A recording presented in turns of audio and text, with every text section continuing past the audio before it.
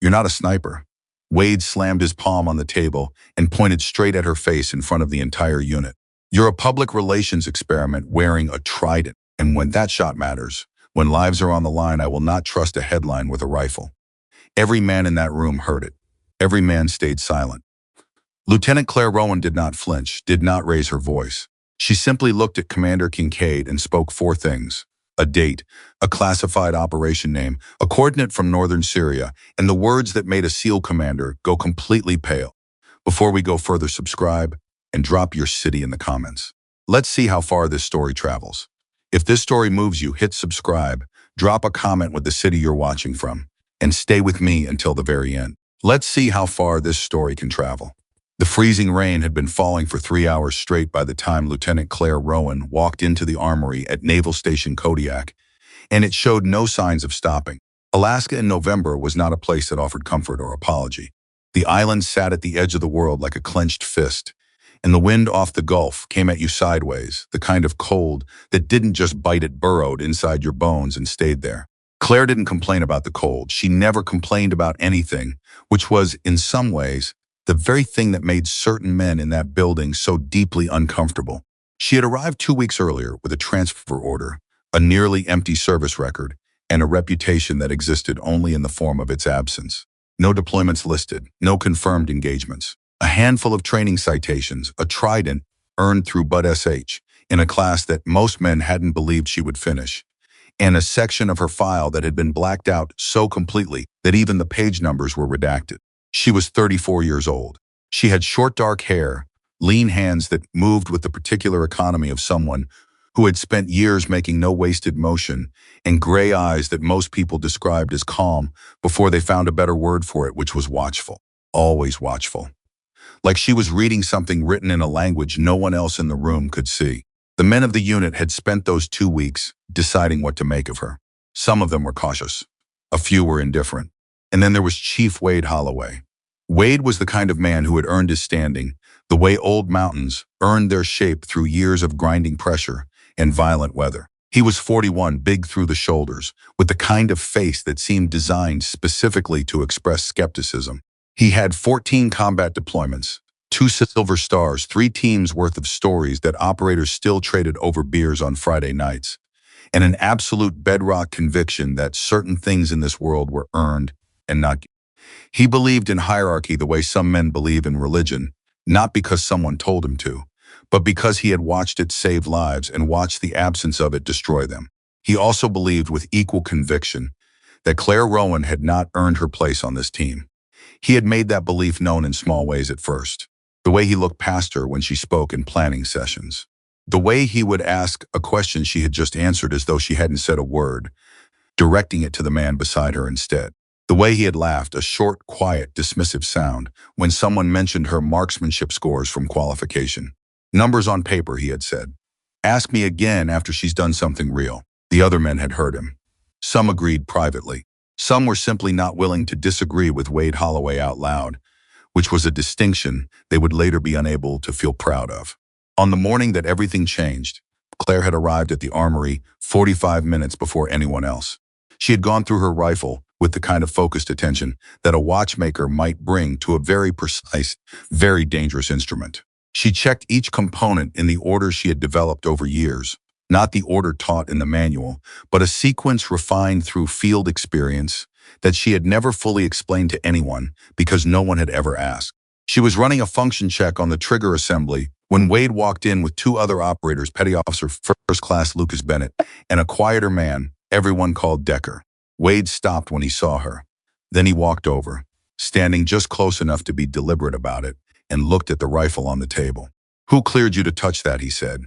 Claire did not look up immediately. She finished what she was doing, a small, specific action, placing a component back with exact care, and then she looked at him. "Commander Kincaid, same as everyone else." "Kincaid made a mistake," Wade said. Bennett shifted his weight behind him. Decker found something interesting to look at on the far wall. "That's a conversation for you and the commander," Claire said. "I'm having it with you," Wade said. "Because you're the one standing in front of a rifle. You don't have the record to justify." Something moved through the room, not sound exactly, but a kind of pressure, the kind that precedes a storm. My record is classified, Claire said. Her voice stayed level. Not cold, not defensive. Just level. The way a good scope stays level no matter what the shooter is feeling. Classified. Wade said the word like it tasted funny. Right. So we're supposed to just take it on faith. Take it on faith that the Navy found the one woman who can stand with this unit and didn't just quietly promote her because the brass needs a headline. Claire set down the cloth she was using and looked at him fully. Is that what you think happened? I think, Wade said, crossing his arms, that wearing a trident doesn't make you a sniper. I think a file full of redactions doesn't make you a combat asset. And I think that when we're out on that ridge and the shot matters, I'd rather have someone I know behind that scope than someone I'm supposed to trust on paperwork I can't even read. Lucas Bennett looked at the floor. Decker had found a task of tremendous personal importance somewhere near the equipment lockers. Claire was quiet for a moment. Not because she was stunned. Not because she was hurt. She was quiet because she was making a decision, the same kind of precise, considered decision she made before every trigger pull, about whether the moment required a response, and if so, what that response should accomplish. She decided that nothing she said right now would change what Wade Holloway believed. That would take something more than words. So she picked up her cleaning cloth and went back to work. Wade stared at her for 3 full seconds. Then he shook his head, made that sound, that small, dismissive exhalation, and walked toward the back of the armory. It's going to be a long mission, he said, to no one in particular, babysitting a public relations experiment. That was the moment Lucas Bennett finally looked up. He looked at Claire and something crossed his face, not quite guilt, not quite admiration. Something in between. He didn't say anything. He walked to his own station and began prepping his gear in silence. Claire noticed all of it. She noticed everything. It was, after all, what she was trained to do. Commander Russell Kincaid was not a man who called unnecessary briefings. When his unit received orders to gather in the mission planning room at 900, every operator in the building understood that something real was happening. They filed in with the particular quiet efficiency of men who had learned that the time for talking was either before or after, never during. Kincaid was already standing when they entered, in front of a satellite map projected on the wall screen. He was 52, lean and straight-shouldered, with iron gray hair cut close, and the kind of calm that had been built from years of pressure, not the calm of someone who had never been afraid, but the calm of someone who had learned that fear, properly managed, was just information. He had led this unit for 3 years. He trusted these men with his life. He was also, in Claire's measured assessment, a fair man, the rarer kind of leader who actually watched before he judged. But even fair men had blind spots, and Claire had spent 2 weeks deciding whether Kincaid's neutrality about her situation was wisdom or cowardice. She was still deciding when the briefing began. Silas Rourke, Kincaid said, tapping the image on the screen. Former defense contractor, level 4 clearance until 6 months ago when he disappeared along with 3 portable surface-to-air missile systems. Manpat's man-portable air defense, military grade. Range sufficient to engage aircraft at altitude. Each unit is capable of downing a commercial airliner. The room was very still. Intelligence assets placed him in the Aleutian chain 4 days ago. Current position. He moved the map, zooming into a stretch of remote Alaskan coastline that looked like the edge of the world had been torn and left ragged. Is this abandoned Cold War radar installation on the western coast? Access by sea or air only, no road infrastructure. Nearest civilian settlement is 60 miles east. Wade leaned forward slightly. Transaction, foreign buyers. We believe the handoff is in 36 hours. The buyers arrive by fishing vessel civilian cover. Once the systems are transferred, tracking becomes exponentially more difficult, and the threat becomes international. Why not hit the facility directly? Decker asked. 2 reasons, Kincaid said. First, the terrain makes a direct assault visible from a significant distance. Rourke has posted early warning sentries at every approach. A frontal movement triggers either detonation of the systems or an immediate launch before the buyers arrive. Second, he paused. We've received intelligence that civilian workers are being held on site. Local maintenance crew. Rourke told them they were being hired to restore power to the facility. By the time they understood what was happening, leaving was no longer an option. The room absorbed this. So we establish overwatch, Wade said. From here. Kincaid pointed to a mountain ridge on the map, a narrow elevated spine of rock above the radar station, approximately 1,500 to 1,700 yards from the target zone, depending on position. The elevation gives us a sightline into the compound. The team deploys overwatch, identifies the moment of transfer or activation attempt, and neutralizes the threat before the buyers receive the systems. Rules of engagement, Bennett asked. Confirmed threat only. We do not fire unless Rourke or his personnel demonstrate clear intent to activate or transfer. The moment that happens, the mission clock is running, and we will not have time for committee. One shot, one moment, one opportunity. He looked around the room. I'm assigning Lieutenant Rowan as primary shooter. The silence that followed was a different kind of silence than the one before. This one had texture. It had shape. Claire felt it land on her skin like the freezing rain outside, and she watched the room the way she always watched rooms, measuring what was moving beneath the surface. Wade Holloway's jaw tightened. He said nothing. He was processing. She could see the calculation happening behind his eyes, the way a man counts to a number before he decides to speak, and she waited. He made it to Commander, he said. His voice was controlled, professionally controlled, the kind of controlled that has anger underneath it, the way a river has current underneath ice.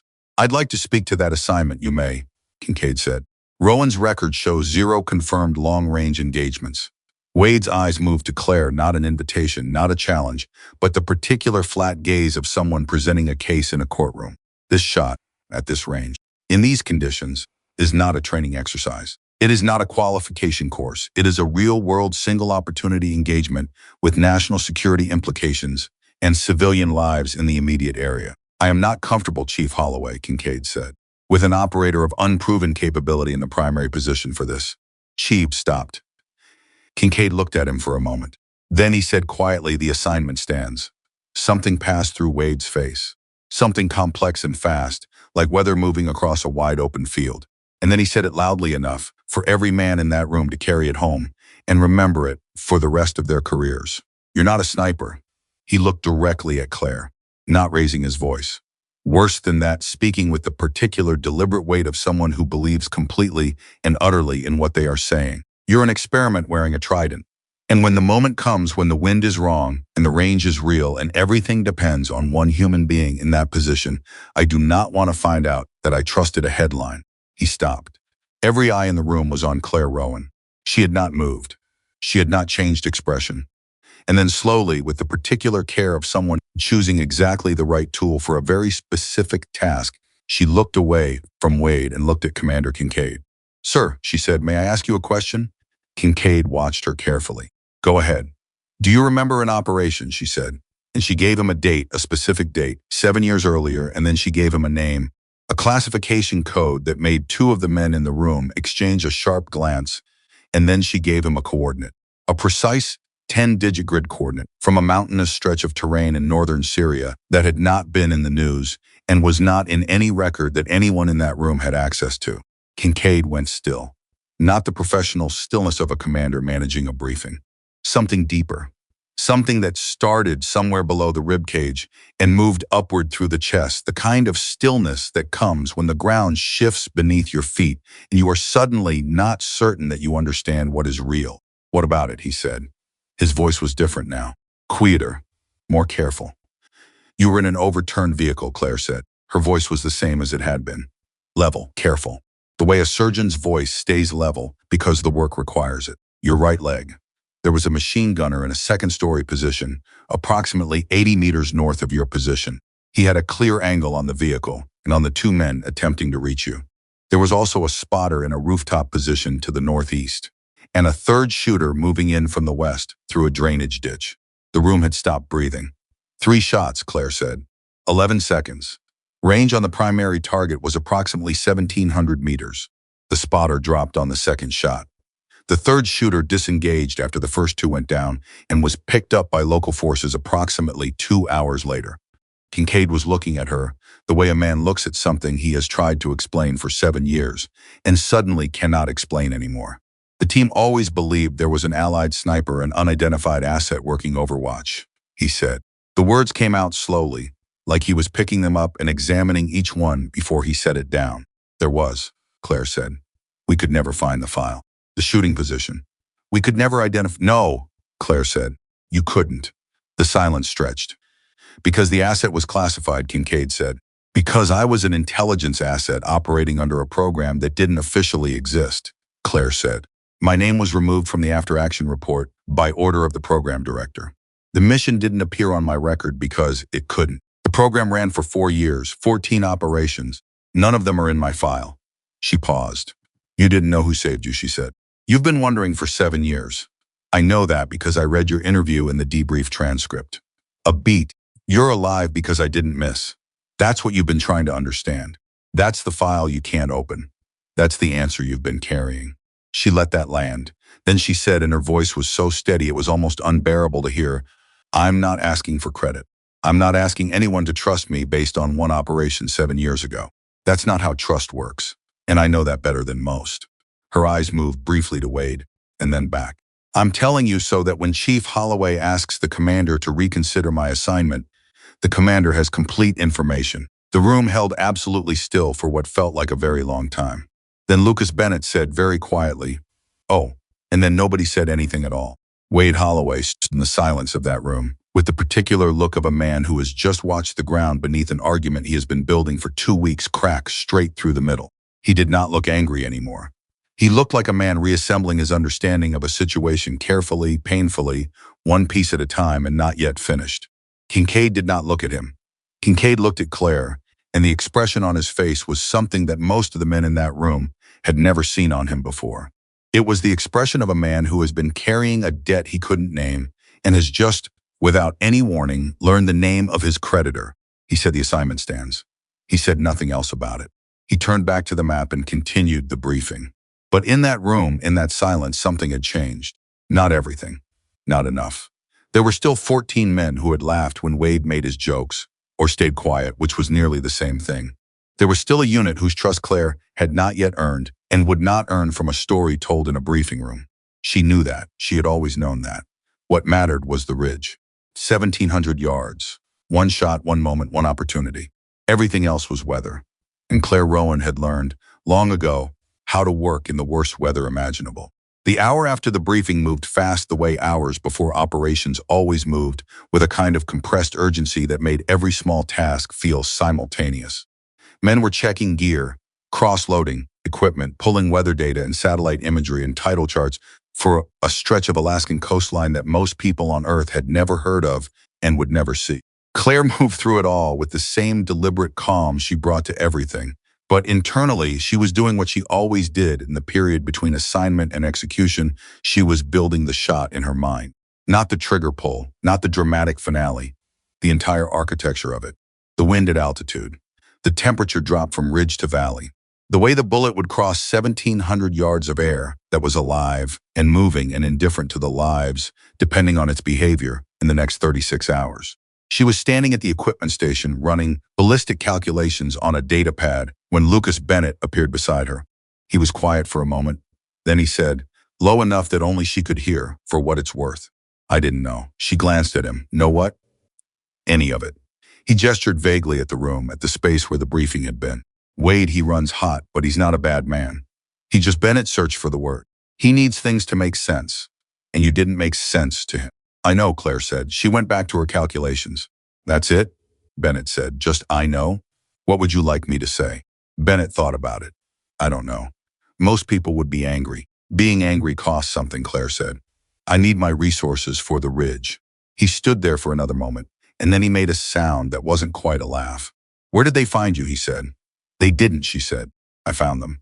He walked away shaking his head, and despite everything, despite the tension still hanging in the air of the building like smoke after a fire, she noticed that he was smiling slightly, which told her something useful about Lucas Bennett. He was the kind of man who respected directness. That was good to know. She made a note of it, the way she made notes of everything not on paper, but in that steady, capacious internal record she had been keeping since the first day of the first operation, where getting something wrong meant someone died. She went back to her calculations. 10 minutes later, she became aware that someone else had come to stand near her station. She finished the calculation she was working on before she looked up.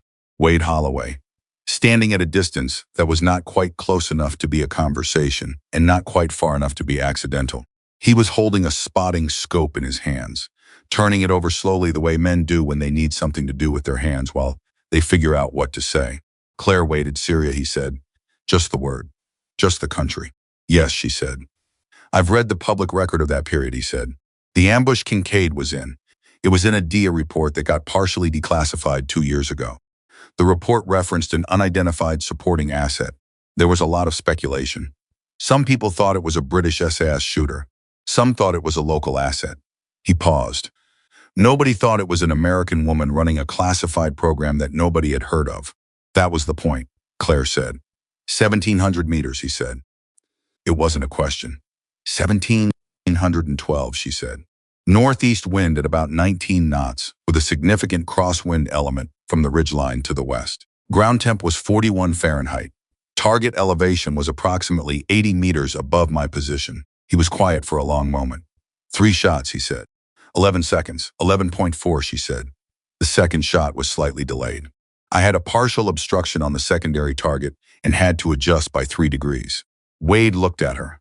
Really looked at her the way he had not looked at her in 2 weeks. Not through the lens of his assumption, not through the template of his expectation, but actually at her. At the person standing in front of him with her ballistic data and her level eyes and her absolute uncommon refusal to perform the kind of defensive emotion he had been, perhaps unconsciously, waiting for. Why didn't you just say that from the beginning? He asked. Because it was classified, she said. And because I shouldn't have to. He absorbed that. No, he said after a moment. You shouldn't. There was a pause. I'm going to volunteer as your spotter, he said. Claire looked at him steadily. Why? It was a direct question, and he met it directly.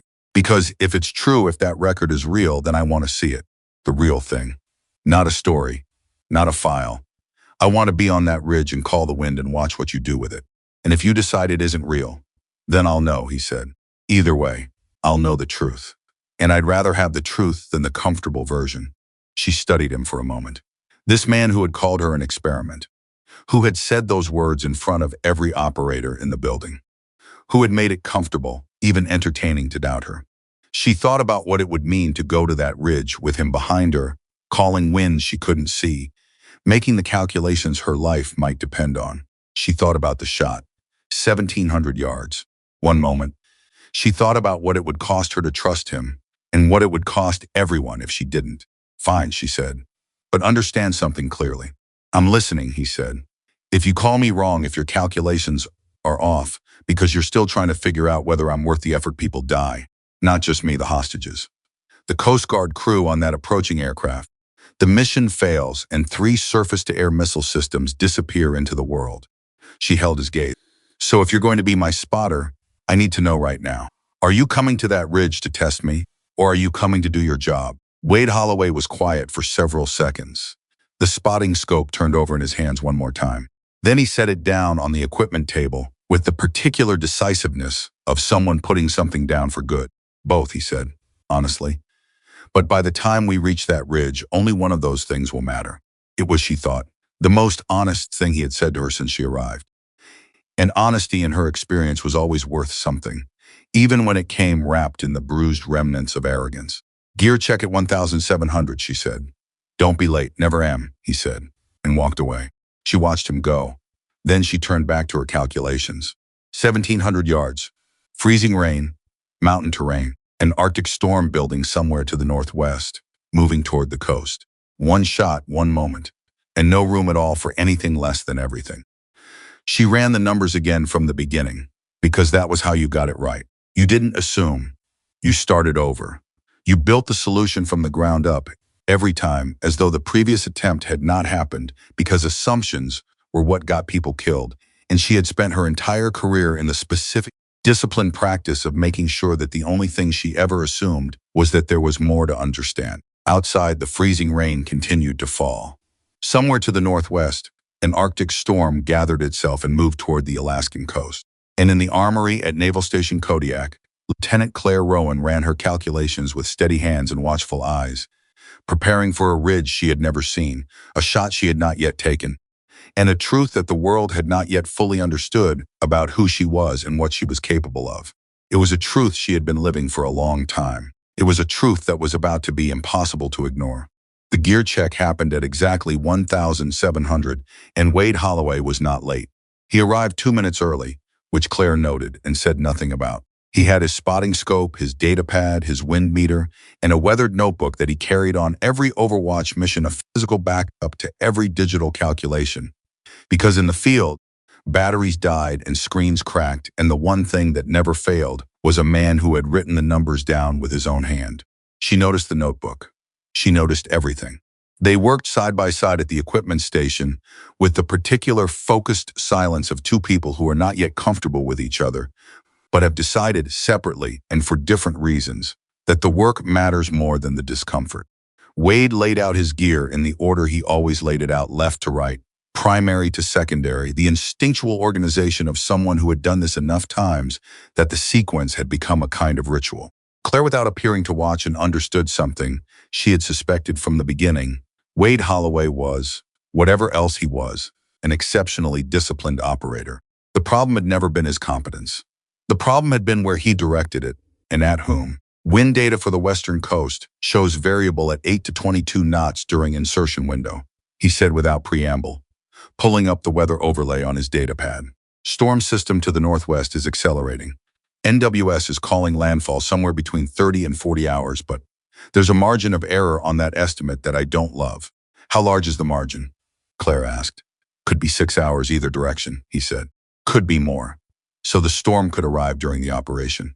Yes. Has Kincaid updated the timeline based on that?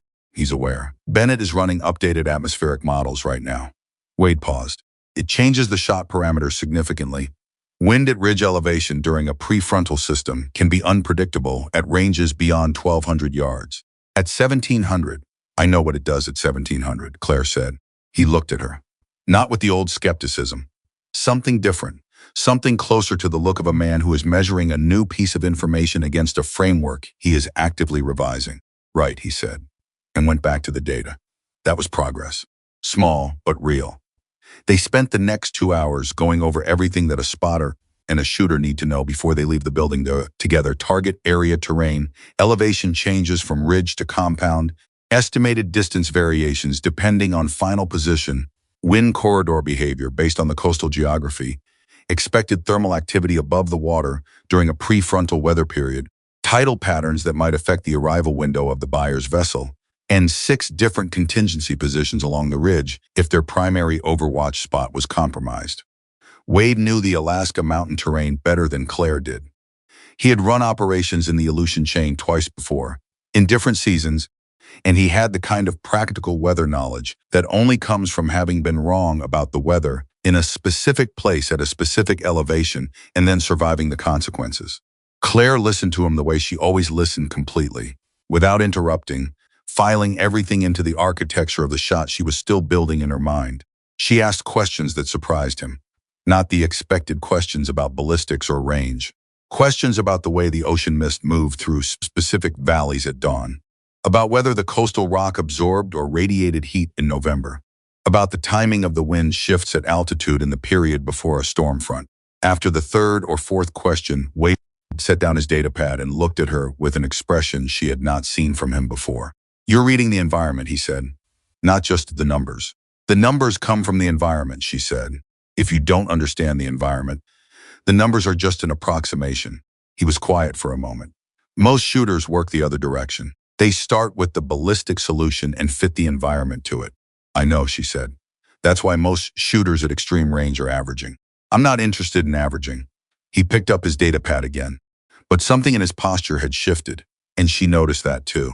Lucas Bennett appeared in the doorway of the planning room at 1930 with the updated atmospheric models, and an expression that said the news was not simpler. Storm is moving faster than the earlier estimate, he said, dropping the printout on the table. The revised window puts landfall at approximately 31 hours, which means if the buyers are already en route and the handoff happens ahead of schedule, we lose the weather window during the shot, Wade said flatly. Maybe. Possibly, Bennett spread the model printout across the table. Or maybe the buyers see the storm coming and push the timeline forward themselves to get clear of the weather before it arrives. Which means the handoff could happen in the next 18 to 24 hours instead of 36. Claire studied the model. She traced the wind patterns with one finger, not touching the paper, just reading it. If they push the timeline forward by 12 hours, we insert tonight. Yes, Bennett said, in the current conditions. Freezing rain, deteriorating visibility, temperature dropping. Yes, Wade crossed his arms. Insertion in those conditions over that terrain adds significant risk. The approach to the ridge is, I know the approach, Claire said. I've done the approach, Wade said, and there was no hostility in it now, only the flat statement of someone establishing relevant experience. In winter conditions, that approach has unstable sections in the upper third, rock ice, variable footing. A fall at the wrong point costs you the mission. Then we don't fall, Claire said. He looked at her. Something that was almost not quite, but almost a smile moved across his face. Not because it was funny, because it was exactly what he would have said, and he recognized it. And recognition was a strange and powerful thing. I'll brief Kincaid on the timeline revision, Bennett said, gathering the printout. He paused in the doorway. For what it's worth, the two of you actually look like a team from here. Neither of them responded to that. But after Bennett left, neither of them moved to a different part of the room either. And that said something all by itself. At 2100, Kincaid confirmed the accelerated timeline. Insertion in 4 hours. Overnight climb. Ridge position established before first light.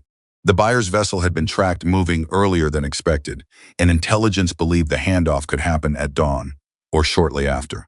The team moved with compressed urgency.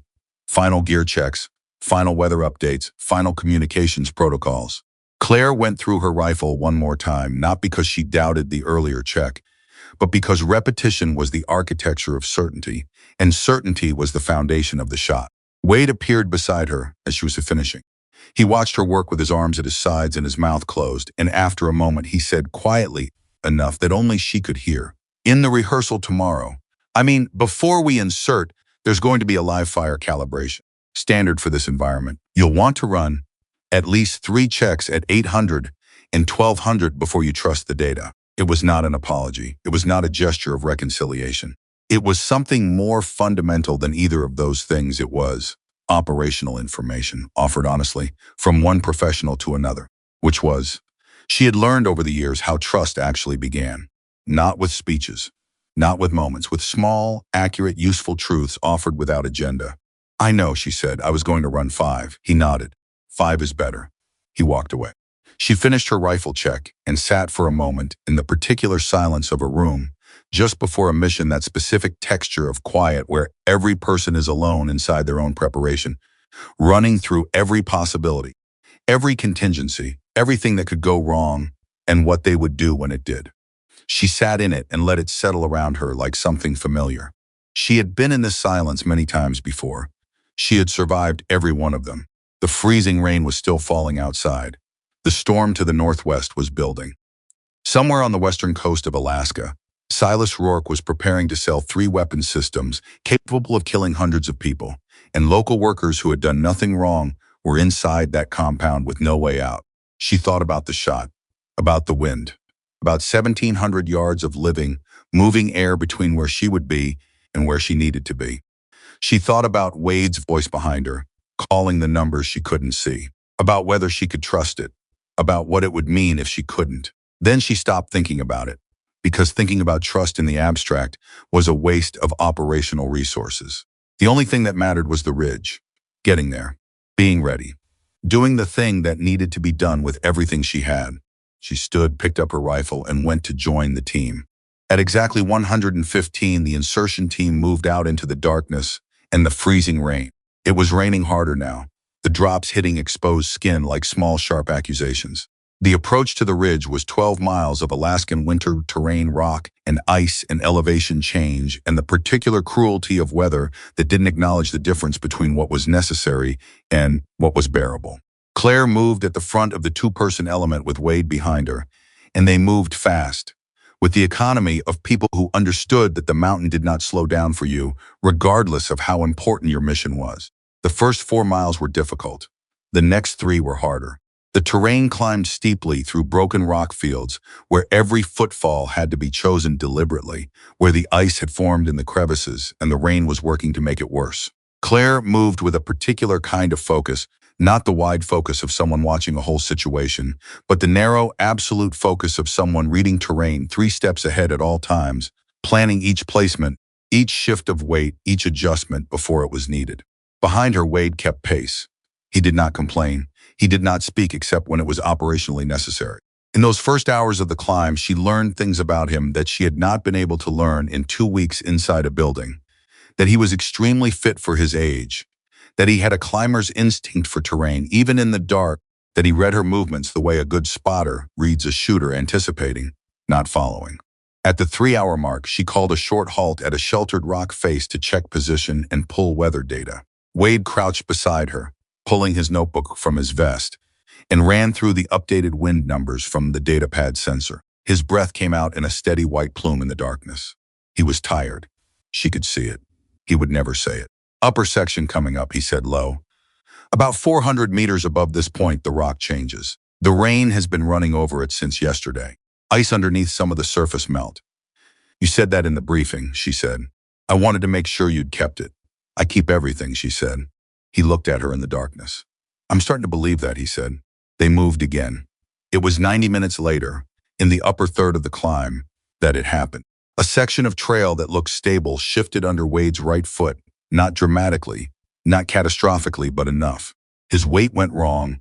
He reached for the rock face to catch himself, and his right hand took the impact at an angle that was immediately and clearly wrong. He made a sound controlled, compressed, the sound of a man absorbing something through his teeth, and went still. Claire was back beside him in 4 seconds. Hand, she said. It's fine, Wade. Hand. He extended it reluctantly. She had a light out, an angled low minimum signature in 3 more seconds. His palm was lacerated across the meaty base below the thumb, the kind of cut that didn't look severe but bled steadily and, more importantly, the kind of impact that could affect grip strength and fine motor control in a spotting scope over a long hold. She did not say any of the things she could have said. She did not reference the fact that his hand just become a significant operational variable. She did not mention that a spotter with impaired grip on a spotting scope at 1,700 yards in crosswind conditions was a serious problem.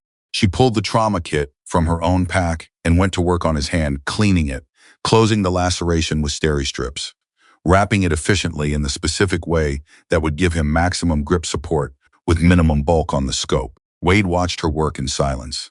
He was, she sensed, waiting for the comment. The told you so. The quiet assertion of advantage that the situation was practically handing her, because if his hand was compromised, there was a legitimate case for replacing him as spotter, and they both knew it. She finished the wrap and took 2 items from her pack items that were not hers and slid them into her own load-bearing vest. What are you doing, he said. Redistributing your load, she said. About 6 pounds. Your right shoulder carries the scope. I'd rather not add to the stress on that arm during the rest of the climb. He stared at her. That adds 6 pounds to your carry for 400 meters of technical terrain. Yes, she said. You don't have to, she said. She stood, adjusted her pack, and looked at him in the thin glow of the field light. Can you still work the scope?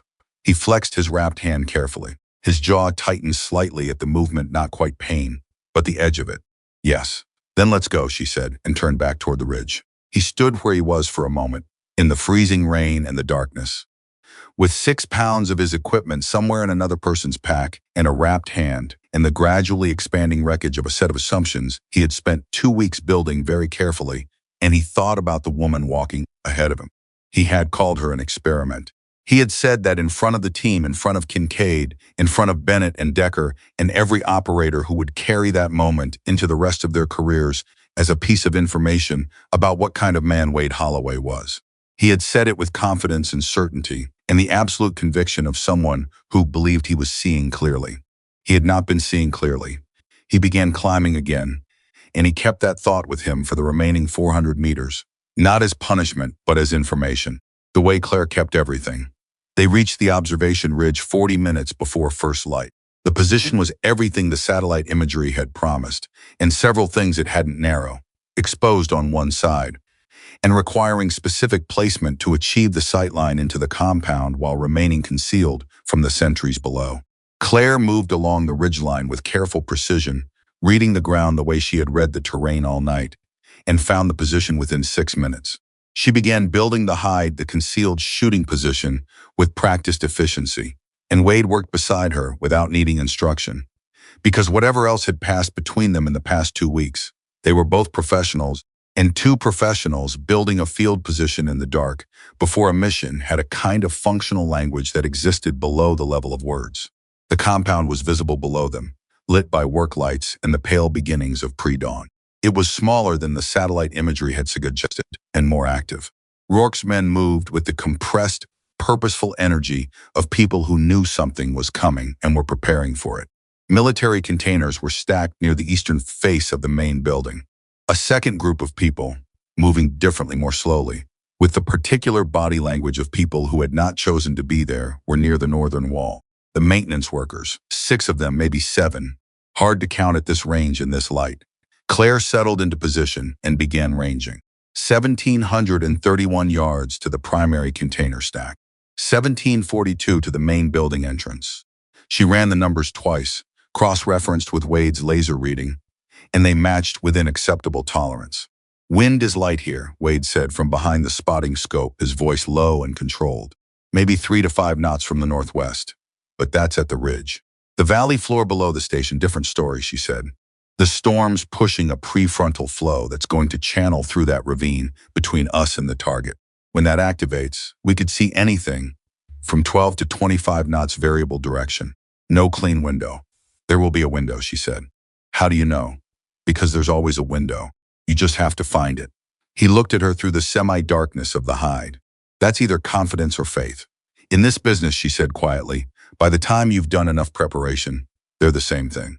The light grew slowly around them, the particular steel-gray pre-dawn of an Alaskan November morning that looks less like the arrival of day and more like the gradual lifting of something dark and heavy. Below them, the compound continued its activity. The buyers had not yet arrived. The fishing vessel was somewhere in the approach waters, running ahead of the storm.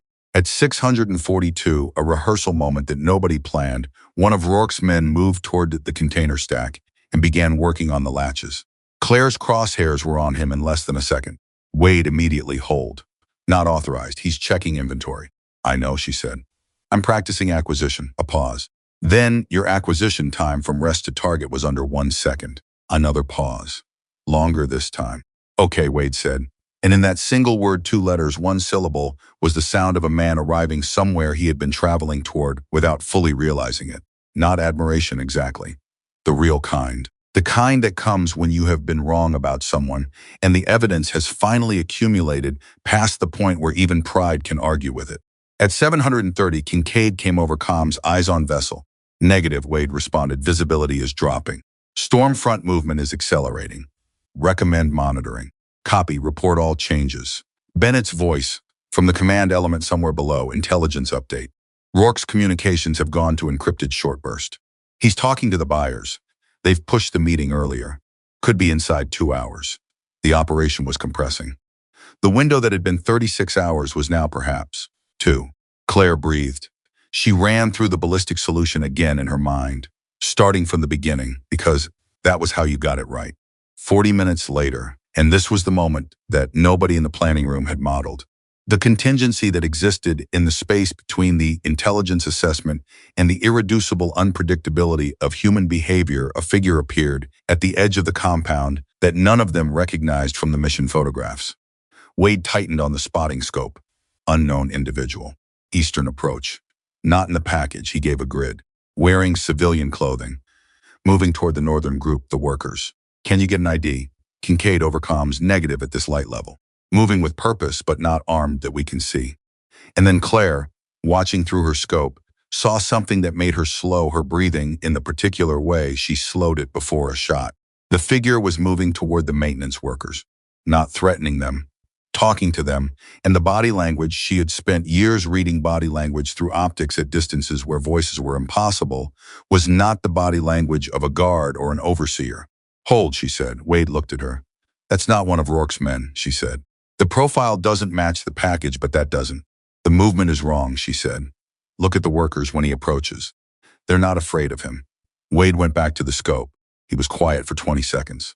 30, "You're right," he said, very quietly. And then over comms, Bennett's voice. "Command has an update. Federal undercover asset is in position in the compound. Repeat, do not engage unknown civilian-dressed individual near the northern worker group. He is federal law enforcement." In the hide on the ridge, the silence was absolute. Claire lowered her rifle, not because the comms told her to. She had already lowered it, because she had read the environment, not the numbers, but the actual human environment, and she had understood what she was looking at before the radio told her. Wade pulled back slightly from the spotting scope. He didn't say anything for a long moment. Then he said, "If you had taken that shot, I wasn't going to take that shot, she said. I just started again. I watched you acquire in under a second. I know what that means. I know what it feels like in that moment to have a clear angle on a figure you can't fully ID. The pressure of the situation, the timeline, everything compressing. Most operators in your position would have at least considered. Considering it and doing it are different things, Claire said. The second you consider an unidentified target as anything other than a potential innocent, you've already made a mistake. Wade was silent. That's what you were waiting to see, wasn't it? She said. Not accusatory, just accurate. Not whether I could make the shot, whether I understood when not to. He didn't answer right away. When he did, his voice had changed. Not softer exactly. Truer. Yeah, he said. That was it. Below them, the federal undercover agent had moved away from the workers and blended back into the compound shadows. The buyer's vessel had appeared on the water. Time was running out. The storm was building. Everything was moving toward a single point, the moment when Silas Rourke would open that container, and the world would narrow to a single breath, a single wind reading, a single trigger. But something had happened on the ridge that had nothing to do with rifles or distances. Something small and fundamental had shifted in the space between two people who had started this climb at war with each other and were arriving, slowly and imperfectly, at something else. Claire ran her ballistic solution for the fourth time. She checked the wind. She found the pattern she was looking for.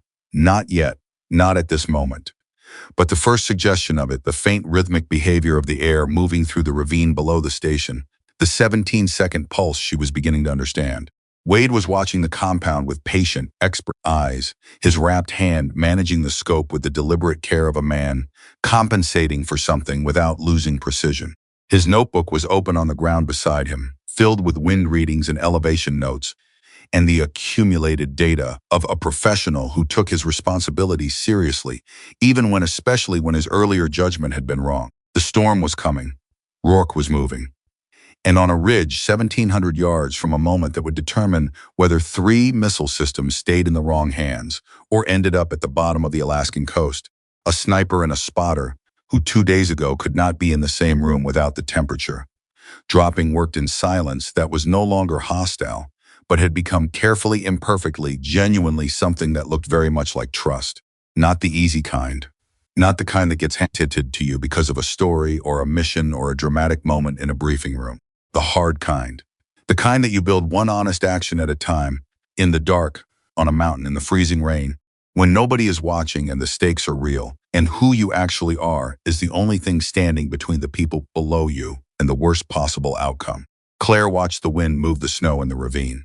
She counted. 17 seconds, she counted again.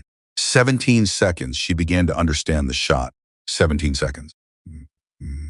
Claire counted it again, watching the snow move through the ravine below the radar station the way a cardiologist watches a heartbeat, not waiting for something to happen, but reading the rhythm underneath what was already happening.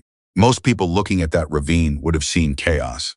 Variable wind, shifting direction, the prefrontal turbulence of an Arctic storm, pushing its energy ahead of itself through every valley and gap in the terrain.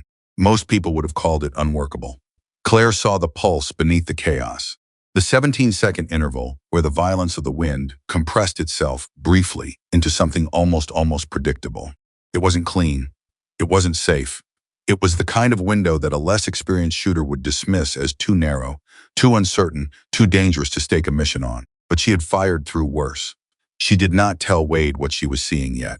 Not because she didn't trust him, something had shifted in the hours since his hand had hit that rock face. And she was aware of the shift the way you're aware of a change in air pressure before rain, but because what she was reading was intuitive in a way that did not yet have language. The moment she tried to put it into words, the words would constrain it.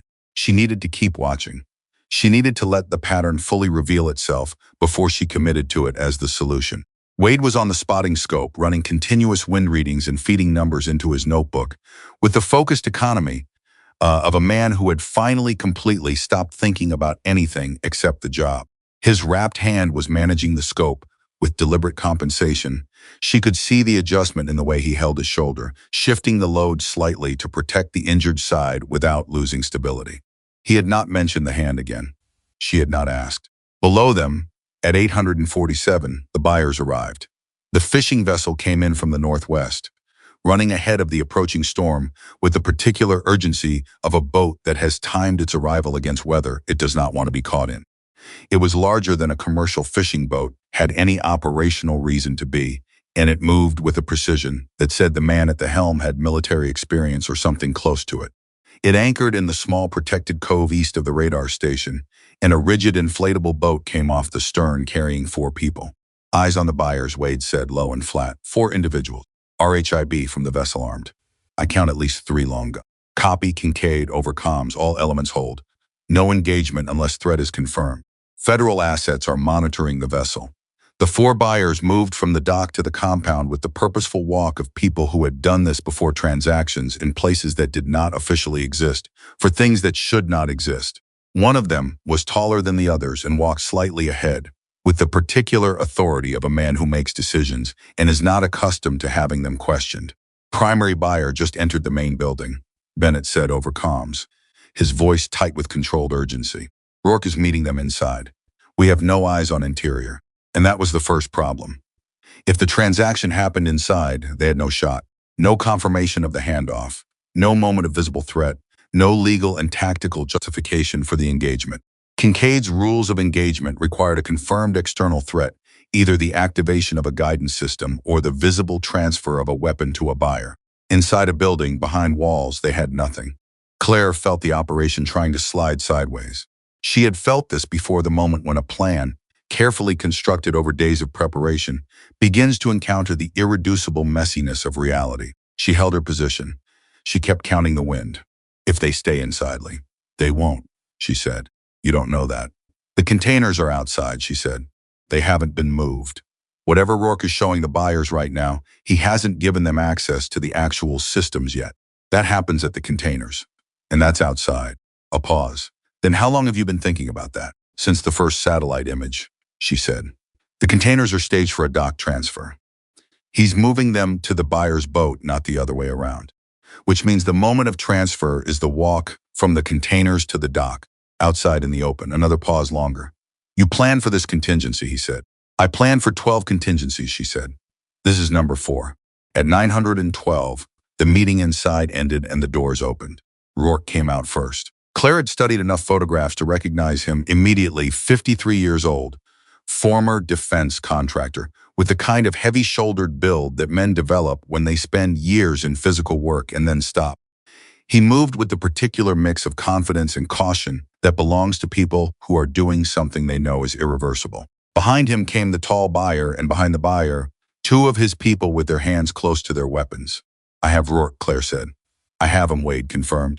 No confirmed threat, rules of engagement not met. Hold, she held. Rourke walked to the container stack. He said something to his men, and 2 of them began working on the latches of the largest container. The tall buyer stood beside him, watching with the satisfied expression of someone who is about to receive exactly what they came for. Kincaid, Wade said over comms. Rourke is accessing the primary container. Request updated ROE guidance. Kincaid's voice came back measured and hard. ROE stands. You are authorized to engage the moment a guidance system is activated, or a weapons system is transferred to buyer custody, not before. The container opened. Inside, visible even at 1,700 yards through Wade's spotting, 3 sealed military cases with the distinctive profile of man-portable missile systems.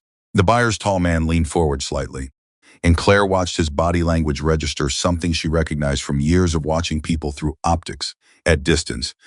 The particular physical response of someone seeing a thing they have paid a very large amount of money for and feeling the transaction become real. Rourke is reaching into the container, Wade said. His voice was doing exactly what a spotter's voice is supposed to do, carrying information without emotion, clear and precise, a wire of pure data stretched between his eyes and her trigger finger. And then the surveillance drone went down. Bennett's voice immediately, command has lost drone feed. Repeat, aerial surveillance is offline. We have no overhead coverage. Kincaid unknown. Battery failure or signal interference. Working to restore. The timing was, Claire thought with cold clarity, not accidental. Someone had planned for the drone. Someone on Rourke's team was running electronic countermeasures, which meant someone had also planned for the federal surveillance, which meant Wade. I see it, he said. Already. Below them, Rourke had stopped moving. He was looking at one of his own men, a specific man standing near the eastern wall, who had taken 2 steps away from his position in a way that was small but wrong. Rourke's body language changed completely in the space of 3 seconds, the way water changes when you drop something heavy into it. The confidence disappeared and was replaced with something harder and colder and more dangerous. Rourke has made his man, Wade said. The informant. He knows. How? Claire said. Drone going down on command, it's a signal. Someone in his organization used the drone shutdown as the trigger to warn him. Wade's voice was still controlled, but only just. Whatever was planned, whatever the federal team had coordinated, Rourke just learned there's a leak. Below them, things moved very fast. Rourke said something to his men. 2 of them immediately moved toward the man near the eastern wall. The man, the informant, understood what was happening in the same instant, and he broke left, sprinting toward the dock. One of Rourke's men tackled him short of the water. There was a struggle. The maintenance workers near the northern wall reacted with the terrified, confused motion of people who do not understand what is happening and do not know which way is safe. And then the buyer's tall man said something to Rourke, sharp, decisive, and pointed at the container. Rourke nodded. He reached back into the container and his hands came out holding a guidance unit. Guidance system is out of the container, Wade said, and his voice was now the voice of a man standing at the edge of something. Rourke has the guidance unit in his hands. ROE is met. Kincaid, we have a confirmed threat. A fraction of a second of silence over comms that felt enormous. Rowan, you are authorized to fire, Kincaid said. Your discretion on shot execution. Claire exhaled and settled into the rifle. She found Rourke in the scope and lost him. In the 4 seconds since the ROE authorization came through, Rourke had moved. He was behind the armored vehicle now, the heavy 4-wheel drive vehicle parked east of the containers, using it as cover. She could see his upper body over the hood, but not his hands. She couldn't confirm the guidance unit was still in his possession. She couldn't confirm where he was directing it. Target is partially obscured, she said. I have upper torso but no hands, no guidance unit visible. Can you take it? Not safely, she said. If I miss the unit and hit him, he drops it in a potentially active state. If the guidance unit is live and takes ballistic impact, it could trigger the launcher if it's already connected, Wade said. Yes. 2 seconds. 3. Wind is variable, Wade said, and now she could hear the strain in his professional control, that razor edge where the voice tries to stay level and the situation keeps pushing against it. I'm getting readings from 8 to 24 knots in 15-second bursts. The crosswind element through the ravine. I know, she said. The shot is not clean, Claire. It was the first time he had used her name, not her rank, not her last name, her name. She noticed it the way she noticed everything, filed it, weighted it, used it as information without breaking her concentration by more than a single thread. I know, she said again. Hold the numbers. Don't stop calling. Over comms. Bennett, incoming aircraft, Coast Guard, fixed wing, flight path takes it through the restricted airspace. ETA to the boundary is 7 minutes. The pilot has not received the updated no-fly advisory. Comms to that aircraft are not going through. Kincaid, say again. Bennett, Coast Guard aircraft is going to enter the airspace in 7 minutes without knowing about the threat. If Rourke has that guidance unit operational. Kincaid, Rowan, you have 7 minutes. Find me a shot. 7 minutes. And the hide was hitting the back of Claire's neck in cold, irregular pulses. She breathed. She kept her eye behind the scope. She watched Rourke behind the armored vehicle, watched the way he moved, the pattern of his appearance and disappearance as he shifted position and spoke to his men and directed the buyers toward the dock. He's running a pattern, she said. Say again, Wade said. Rourke, he's moving on a pattern. Every time he comes up over the hood, he checks left first, then right, then up. Military habit, he was trained. She watched through 2 full cycles. He's showing himself for 3 to 4 seconds on each check. Not enough for a safe engagement at this range and wind. Then we wait for him to move, Wade said. He's going to move, she said. When he gives the order to aim the launcher at the aircraft, he's not going to do that from behind cover. He's going to need a visual on the target. He's going to come out. That gives you maybe a 2-second window, Wade said. At 1,700 yards in this wind. You know what it gives me, she said. Claire, his voice dropped. Even at your level.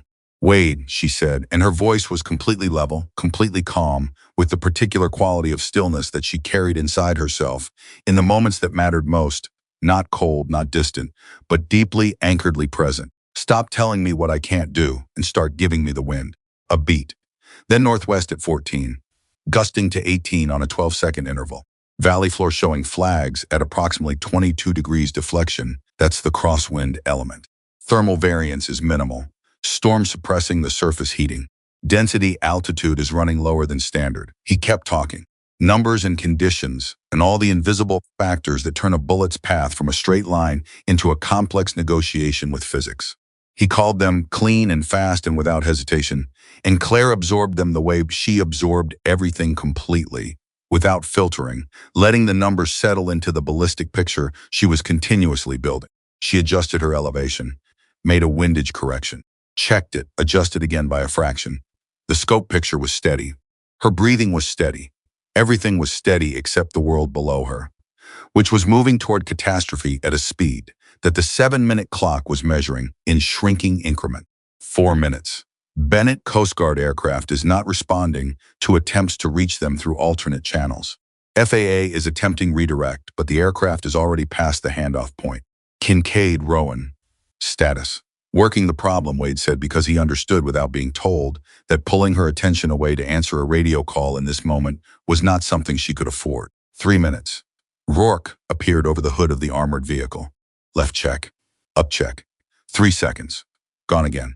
She tracked him through it, her crosshairs moving with him, her finger outside the trigger guard because the shot was not yet there, and she would not force a shot that was not there. 2 minutes, 30 seconds. One of the buyers said something to the tall man. The tall man said something to Rourke.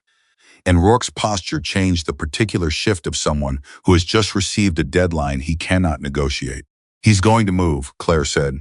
Wind is holding at 14 from the northwest. Wade said instantly, reading her the way a good spotter reads a shooter anticipating the call, having the number ready before she needs to ask for it.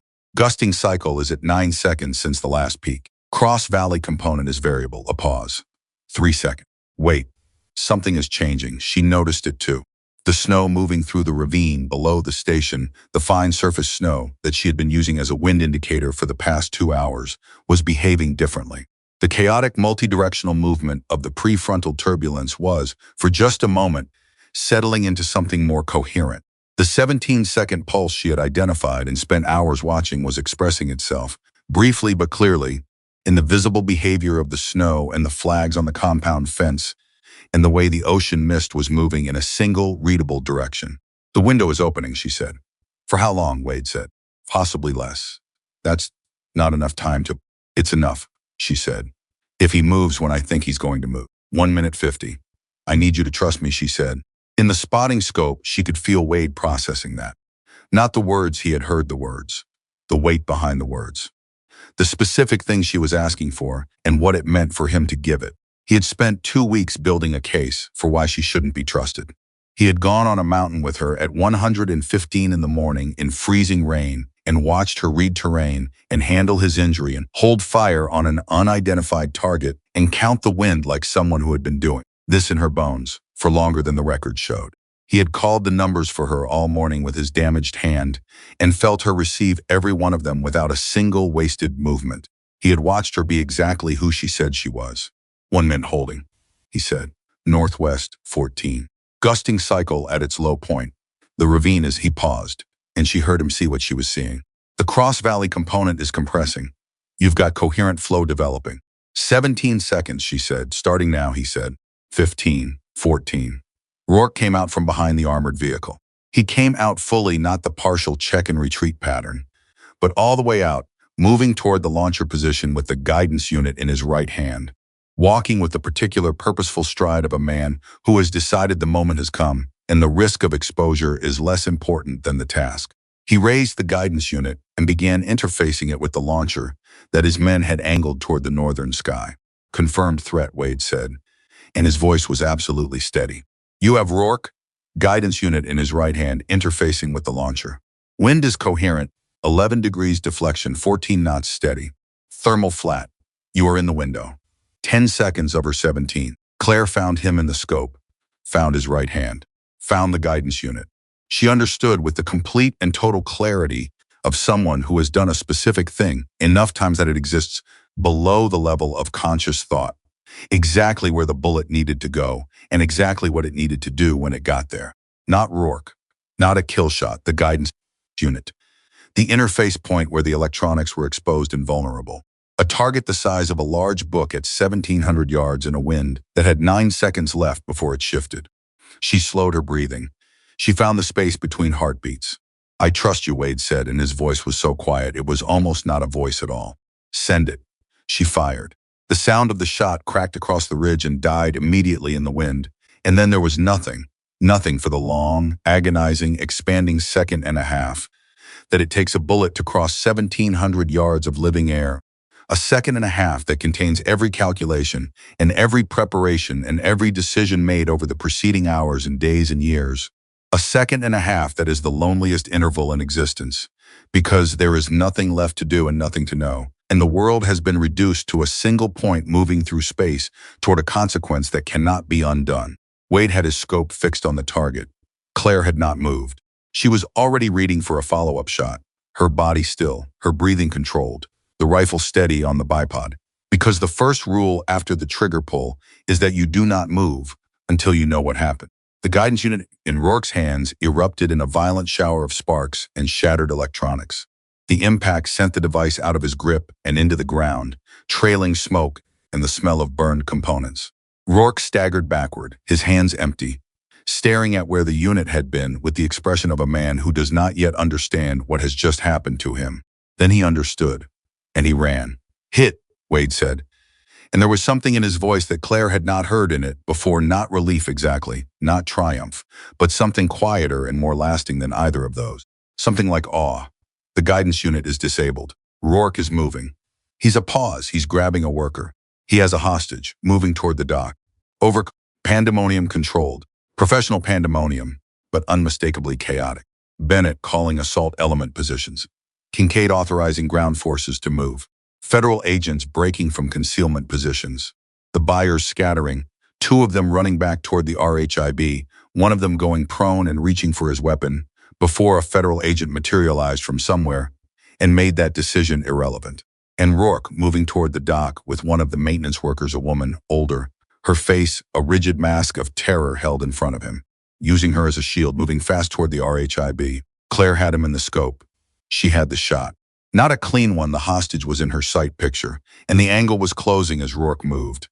But she had a partial window on his upper body, right side, that existed for the duration of his movement toward the dock. A difficult shot. A real shot. The kind of shot that, if it worked, ended the whole thing cleanly and let Rourke spend the rest of his life in a federal facility. And if it didn't work, if the wind shifted in the wrong half second, or if Rourke moved unexpectedly, or if the bullet traveled 1 degree outside of its calculated path, the woman he was holding would die instead of him. "I have a partial on Rourke," she said, calm and flat. "Right side exposure. Closing fast is shifting," Wade said immediately. "Prefrontal gust is building. I'm getting 18-20-22, direction is variable." "Claire, the window is not clean." She tracked Rourke through the scope. "Watch the angle. Watch the hostage. Watch the distance to the dock decreasing with each step." She had perhaps 8 seconds before the angle closed entirely and the opportunity was gone. 8 seconds. The assault element was moving. She could hear Kincaid directing them over comms, but they were not going to reach the dock in 8 seconds. They were not going to reach the dock in 20 seconds. If Rourke made the RHIB, he was gone into the water before the storm, and once he was gone. 7 seconds. 6. She ran the calculation. Not the ballistic one that was already done. The other one. The one that lived below mathematics, in the territory of judgment and consequence, and the knowledge of what it means to be the person who made a decision and had to live with its outcome either way. 5 seconds. The woman Rourke was using as a shield was older. Gray hair visible even at this range.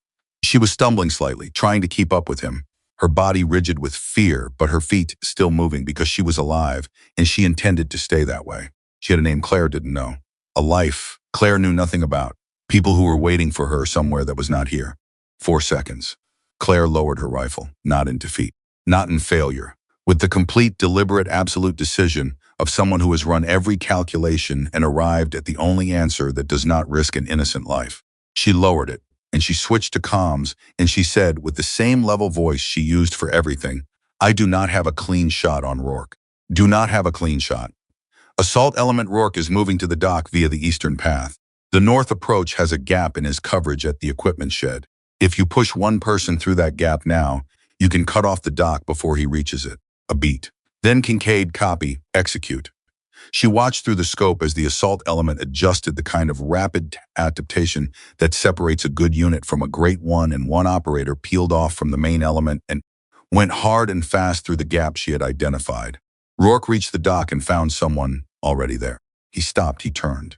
He had nowhere to go and he knew it. He released the hostage. The woman ran toward the federal agents, and Rourke, looking once, very briefly, up at the ridge, where he could not see the person who had just decided not to kill him, raised his hands. The assault element moved in. Wade was very quiet in the hide. Claire lay behind her rifle with her breathing controlled and her hands steady, and the particular settled feeling in her chest that came after a mission was done. Not triumph, not relief, not unsatisfaction exactly, but something older and quieter than any of those words. The feeling of having done the right thing, exactly as right as you could make it, in the hardest possible conditions. The hostage is clear, Wade said eventually. Rourke is in custody. Buyers are being rounded up. The weapons are secured. He paused.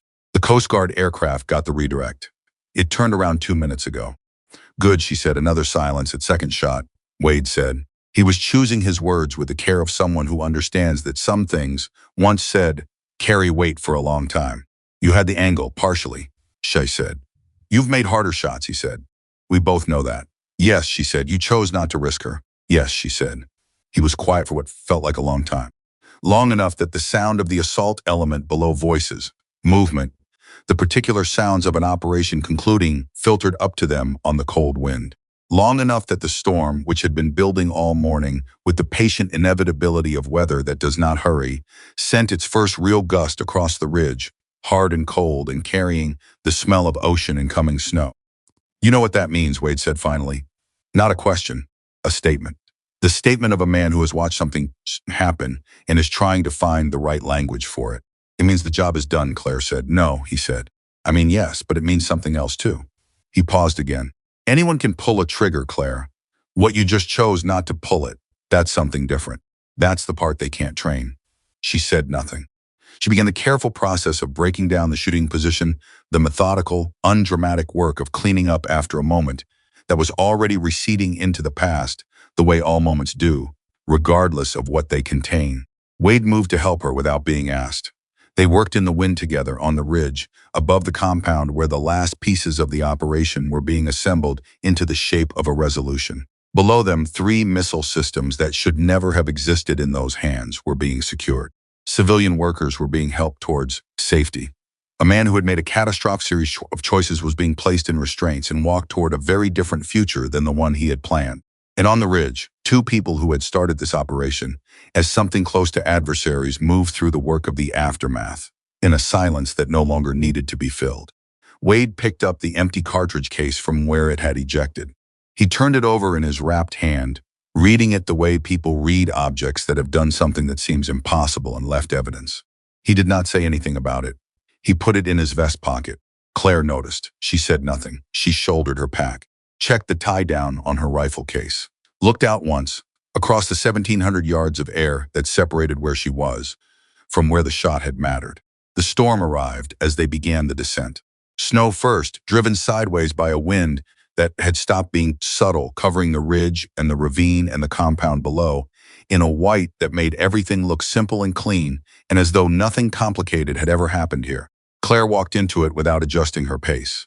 Wade fell in behind her and then beside her, and they descended together through the building storm with the particular closeness of 2 people who have been through something real and come out the other side, knowing things about each other that cannot be unknown.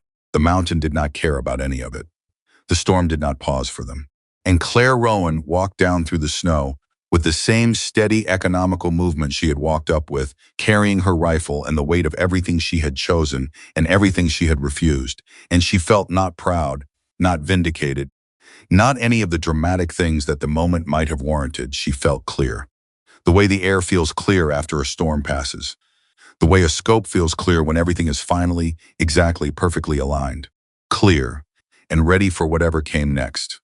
They came off the mountain at 1,347. The storm had fully arrived by the time they reached the base of the ridge, the kind of Alaska winter storm that doesn't announce itself gradually, but arrives all at once, like a door being slammed open. Snow came sideways. The temperature had dropped 11 degrees since dawn. The wind had stopped being a tactical variable and become a simple, indifferent physical force that pushed against them with the same pressure it pushed to on this island. Rocks, trees, the facility buildings in the distance, the lives of people who had made consequential decisions in the last 8 hours and were now walking back through the aftermath of those decisions in the snow. Claire did not feel the cold the way most people feel cold. She felt it, registered it, filed it as information. It did not slow her down, and it did not change her expression, which remained what it always was: watchful, present, processing. Wade, 2 steps behind her and then beside her, and then keeping pace without discussion, felt it more visibly. He was exhausted in the particular way that comes after extreme sustained physical effort combined with sustained emotional tension. The kind of exhaustion that doesn't hit you while the work is happening, because adrenaline is a very efficient painkiller and hits you completely the moment the work is done. His hand was throbbing inside the wrap. He didn't mention it. They walked the last mile to the facility without speaking, and the silence between them was not the silence of 2 people who have nothing to say. It was the silence of 2 people who have so much to say that neither one has yet found the right place to start. The facility was fully activated when they arrived, lights in every building, vehicles moving, the controlled but undeniable energy of an operation that has just concluded successfully and is in the process of converting itself from a tactical mission into a bureaucratic event. Intelligence officers, federal agents, Coast Guard liaison personnel, medical team for the rescued workers. The machinery of aftermath, which is always more complicated and less dramatic than the machinery of the mission itself. Commander Kincaid was standing outside the main building when Claire and Wade came through the gate. He had been watching for them. Claire could tell by the particular way he was standing, not facing the gate exactly, but angled toward it, the posture of someone who is doing something else and also waiting for something. He saw them, said something to the federal agent beside him, and walked over. He looked at Claire for a moment before he said anything. The look lasted long enough to be deliberate, long enough to communicate something that words were going to take considerably more effort to express. Mission is secure, he said. All 3 systems are in federal custody. All 6 civilian workers are accounted for and uninjured. Rourke is in federal detention aboard the Coast Guard cutter. He paused. The aircraft that was redirected, they've been briefed. The crew understands what they were redirected away from. Good, Claire said. Intelligence has confirmed the buy's intended use, Kincaid continued, and his voice shifted slightly. Here took on the particular weight of someone delivering information that is worse than the worst-case scenario they had already prepared for. Coordinated attacks. 6 targets, 3 civilian airports, 2 military installations, 1 maritime approach corridor. The timeline was 3 weeks. The number sat in the air between them. 3 weeks. Not years, 3 weeks between where they had been this morning and an event that would have killed people on the ground and in the air, and would have altered the architecture of the next decade in ways that were impossible to fully calculate. How many people total? Wade asked. His voice was flat, but not emotionally flat, the flatness of someone compressing a significant reaction into a manageable space. Best estimate given the targets, Kincaid said, between 400 and 800 casualties, possibly higher depending on timing. He looked at Claire. 1 shot. She met his eyes. She did not look away from it, and she did not dramatize it. She simply held his gaze and let the information be what it was. 1 shot, she confirmed. Kincaid nodded. Medical is inside for Wade's hand. Debrief in 40 minutes, both of you. He turned to go, then stopped. Claire, he used her first name. He had never done that before. My office. Before the debrief, she understood that this was not a request. She found Wade at the medical station 7 minutes later, sitting on an examination table while Qualicorman unwrapped his hand and assessed the damage with the brisk efficiency of someone who had seen worse and was relieved to be seeing this. The laceration was clean. The wrap had done its job. He would have full use of the hand within a week, with some soreness in the need for care during grip-intensive activities. He was looking at his hand while the corpsman worked. Not at Claire, who had come to stand near the entrance to the medical space. He knew she was there. She had made enough noise coming in that he would have had to be working hard not to notice, but he didn't look up immediately. Then he said 400 to 800. Yes, she said. That's what was in those containers. Yes. He looked up then. His face had the particular look of a man who is recalibrating, not dramatically, not performatively, but with the quiet, private intensity of someone doing serious internal work. I've had shots that mattered, he said. I've been part of operations that mattered. But he stopped. Don't do that, Claire said. He looked at her. Don't make it about the number, she said. The number is real, and it's important, and it should mean something. But if you make the mission about the scale, about the magnitude, then you start to think that smaller stakes justify less precision, less judgment, less care. It doesn't work that way. It never works that way. He was quiet for a moment. The corpsman finished rewrapping his hand and moved away with professional discretion. Who taught you that?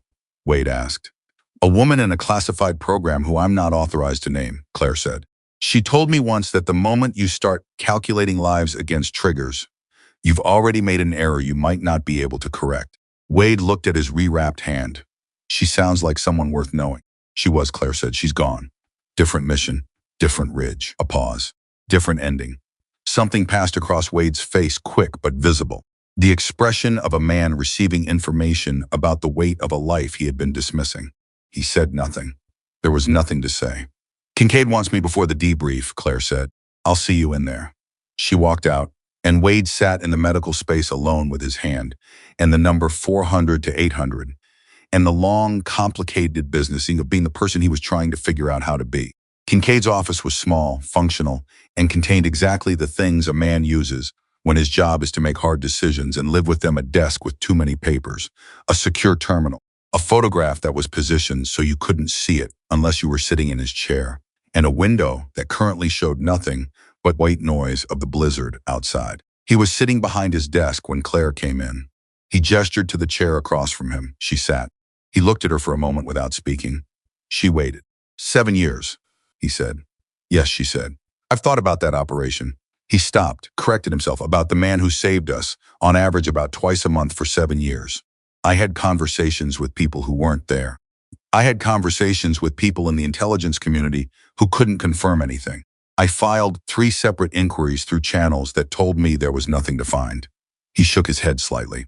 Twice a month for 7 years, and the answer was 20 minutes away in the armory. My file is sealed, she said.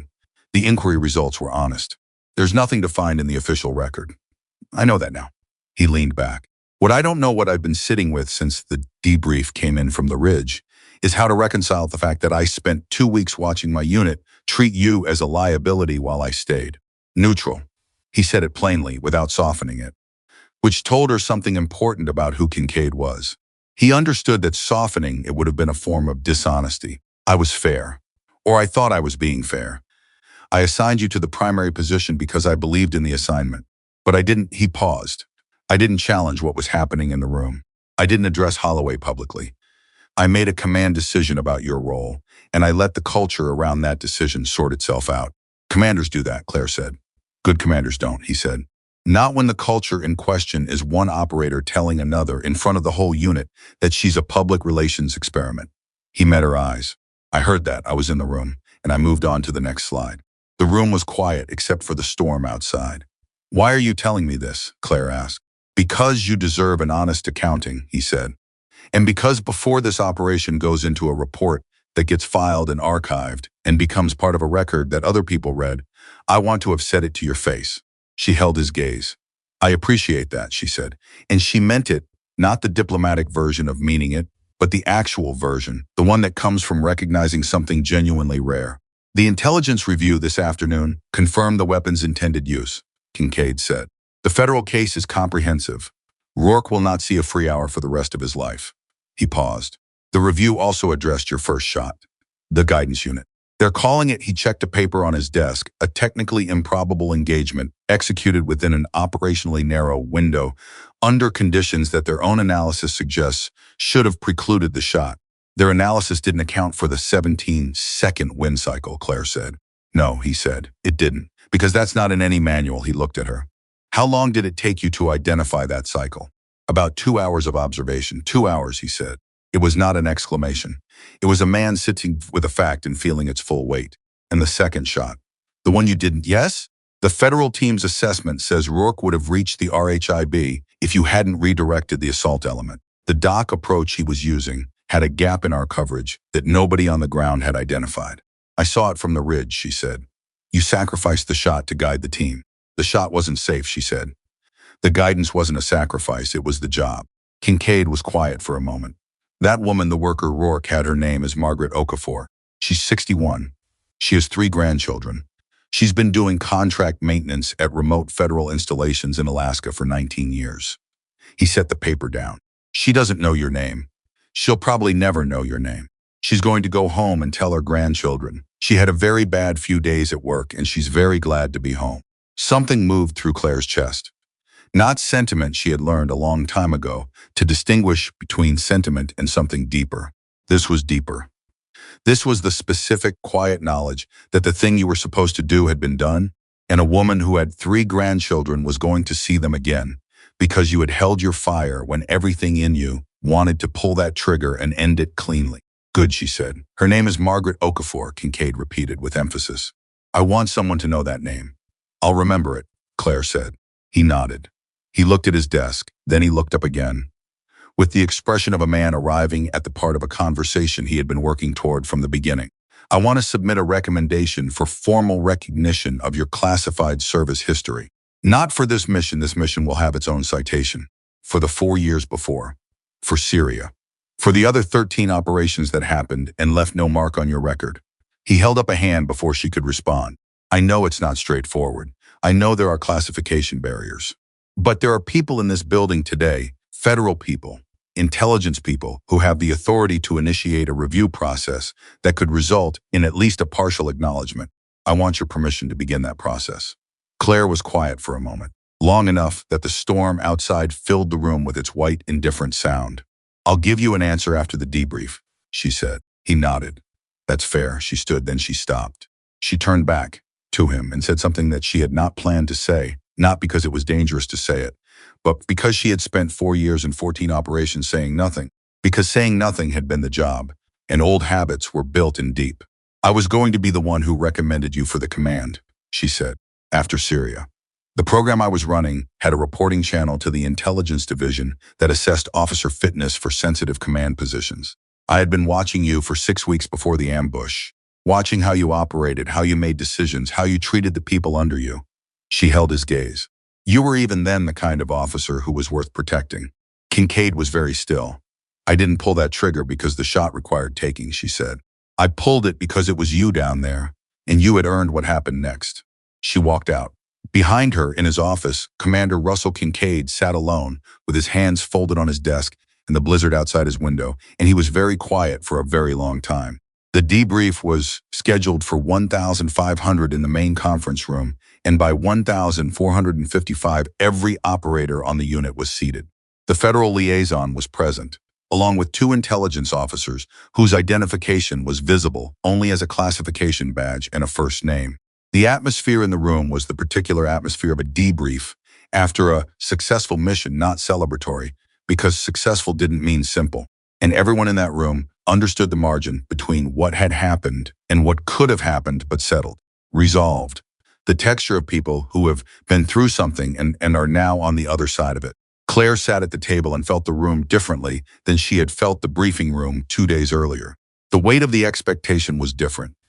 She was still the same person, still occupying the same position relative to this unit's culture and history, but the unit's culture and history had shifted beneath her without moving her, the way a river changes course without changing the rock in its middle. Kincaid ran the debrief efficiently. Mission timeline, key decision points, outcomes. He was precise and comprehensive, and he gave credit where credit was due to the assault element, to Bennett's coordination, to the federal assets on the ground. He was fair about the drone failure and the compressed timeline and the weather conditions that had complicated every aspect of the operation. When he reached the Overwatch element, he spoke for 4 minutes. He covered the identification of the 17-second wind cycle, the target acquisition, the ballistic solution at 1,731 yards, the ROE compliance, and the decision on the second shot. He spoke about these things with the same precision he brought to everything, and he did not use the word remarkable, and he did not use the word extraordinary, and he did not make it a performance, because Claire was in the room, and she would have valued none of those things. What he said was the shot was executed correctly. The restraint on the second engagement was executed correctly. The tactical guidance to the assault element on the dock approach was executed correctly. He paused. Everything that needed to be done was done. Everything that needed to not be done was not done. It was in its way the highest form of professional praise, and every operator in that room understood it as such. Then Kincaid said, "I'll open the floor for operational notes before we move to the intelligence assessment." There was a pause, the particular pause that precedes something. Most of the operators in the room felt it without being able to name it. Wade Holloway stood up. He did not stand up the way men stand up to make announcements or to draw attention to themselves. He stood up the way someone stands up when they've made a decision, and the decision requires being on their feet. He held his hands at his sides, his wrapped right hand, slightly away from his body, and he looked at the table in front of him for a moment before he looked up. "I have a statement," he said. "It's not an operational note. It's a personal statement, and I'm making it in this room because this room is where the relevant behavior occurred." Nobody spoke. 2 days ago, Wade said, "I told Lieutenant Rowan in front of this unit that she was an experiment wearing a trident." He said it without inflection, without the softening gloss of euphemism or recontextualization. He said it the way it had been said, plainly, fully, in a room full of people who remembered hearing it. I also said that she was not a sniper. I said both of those things because I had formed a judgment about her capability based on an incomplete record, and I chose to express that judgment publicly, in a way that was designed to undermine confidence in her assignment. He stopped. "Let it breathe." "That was wrong," he said. "Not wrong because the operation turned out the way it did. Not wrong because she proved the judgment incorrect. Wrong because I made a judgment based on what I couldn't see in a file and chose not to consider what I also couldn't see. I used the gap in the record as a reason to dismiss rather than a reason to ask. And then I made sure everyone in this room had the opportunity to agree with me before she had the opportunity to demonstrate anything." He looked at Claire. She was looking back at him. Her expression had not changed. Her hands were flat on the table. She was giving him the specific kind of attention she gave to everything complete, unfiltered, without the softening that would have made it easier for him or harder for her. "I've been a sniper," he said, "for 16 years. I know what it takes. I know what the record looks like when someone has that combination of patience and precision and the particular kind of judgment that tells you when not to fire. I knew it when I watched her hold on the federal undercover agent in the compound. I knew it on the ridge when she identified the second shooter during the rehearsal." He stopped. "I knew it, and I kept making space for my original conclusion because I didn't want to be wrong in front of people who had agreed with me." In the silence that followed that sentence, Lucas Bennett looked at the table. Decker, who had been near the equipment lockers during the armory confrontation and had said nothing, looked at the wall. The other operators who had laughed at Wade's jokes or stayed quiet, which was nearly the same thing they all found somewhere else to look that was not Wade's face or Claire's. "The shot she didn't take," Wade said, and his voice shifted here, not softer exactly, but more weighted. Like someone placing a significant object down carefully, told me more about what kind of operator she is than the shot she took. Because the shot she took was technically extraordinary. And I've been a fool not to see what was in front of me for 2 weeks, but the shot she didn't take." He stopped again. "That was character. And you can't train character. You either have it or you don't." He reached into his vest pocket. He placed the recovered cartridge case from the ridge on the table, where it sat small and bright and real in the center of the room. "That round stopped the weapon," he said. "And the round she kept in the chamber saved the hostage." He looked at Claire. "I owe you an apology. I'm giving it to you in this room because this room is where I owe it." The room was absolutely silent. Claire looked at the cartridge case. Then she looked at Wade. And when she spoke, her voice was the same as it always was, level clear, without performance sense. But there was something in it that had not been there in the armory 2 days ago. Not warmth exactly, because warmth suggests something soft, and this was not soft. It was something harder and more lasting than warmth. It was respect, offered by someone who understood its exact value. "I accept your apology," she said, "and I want to be honest with you in return." She looked at the room, at Bennett and Decker, and the operators who had laughed or stayed silent, and then back at Wade. One mission doesn't erase 2 weeks. One apology doesn't erase what it felt like to walk into a building every day where the working assumption was that I didn't belong there.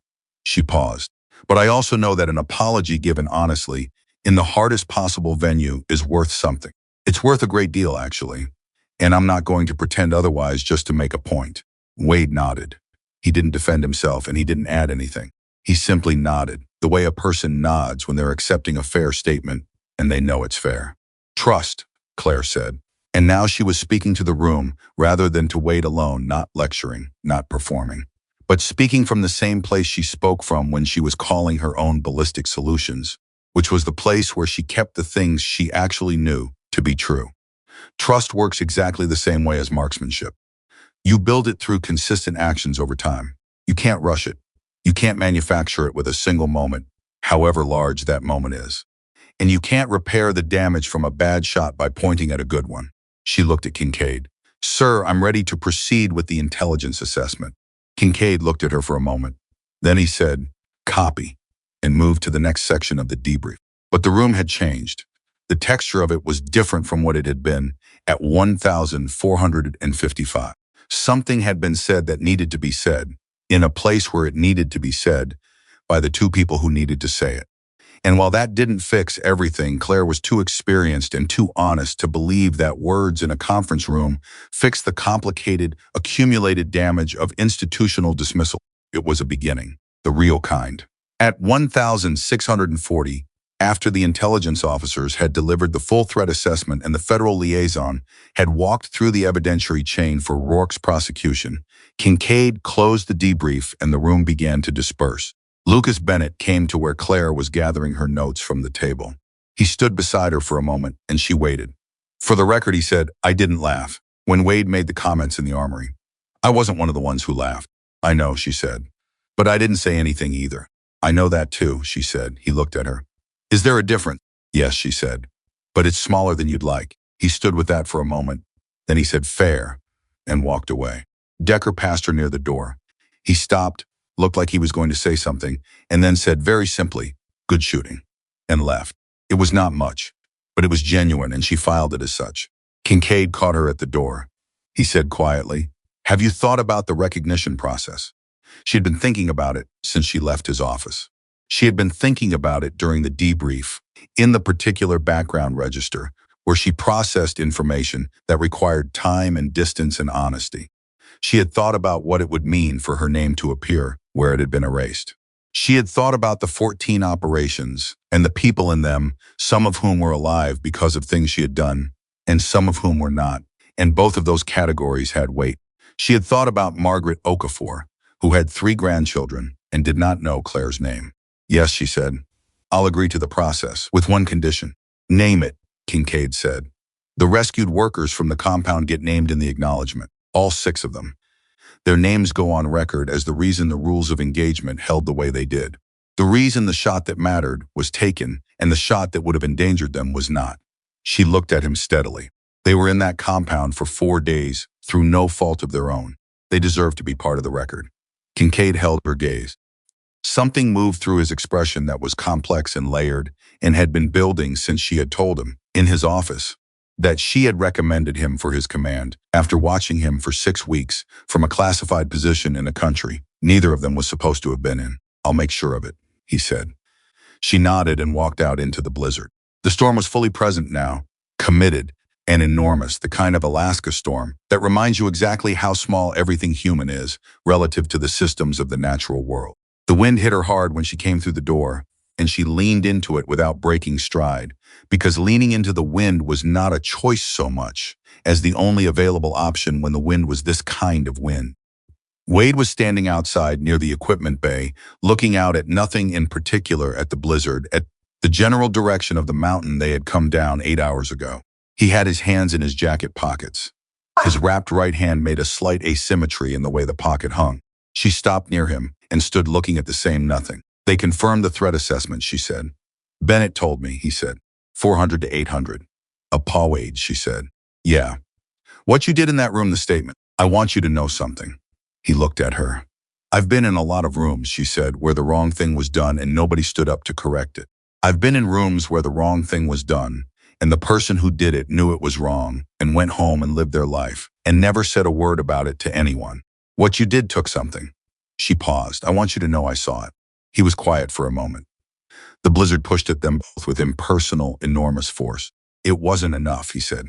It wasn't, but it was a start. They stood in the storm together. 2 people who had been on a mountain together in the dark and the freezing rain, who had climbed and stumbled and found their decision that 400 to 800 people would never know they were grateful for. Two people who had arrived at this moment from very different directions and were standing in approximately the same place, which was not comfortable and not resolved, and not the neat ending that the magnitude of the operation might have seemed to warrant. But it was real. And real, Claire had learned a long time ago, was always worth more than comfortable. The storm howled. She went inside.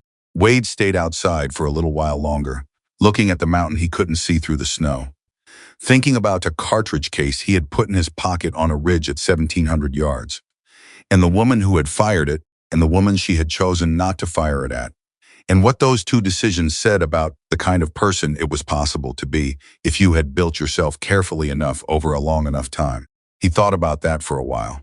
Then he went inside too, because the storm was very cold, and the work that came after operations and debriefs and apologies and honest conversations in blizzards was waiting, and neither of them was the kind of person who made the work wait. The recognition process took 4 months. 4 months of secure communications between Kincaid's command and an intelligence oversight office in Virginia that had until recently maintained the official position that the program Claire had worked under did not exist. 4 months of careful, deliberate negotiation between people who understood the value of what had been kept secret and people who understood the cost of keeping it secret forever.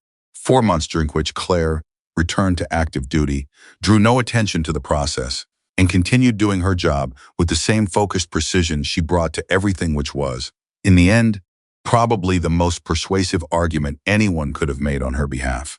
She did not ask about the timeline. She did not send inquiries through Kincaid or through anyone else. She had submitted the necessary documentation, answered the necessary questions from the necessary officials, and then stepped back from it entirely because the outcome of the process was less important to her than the condition she had attached to it.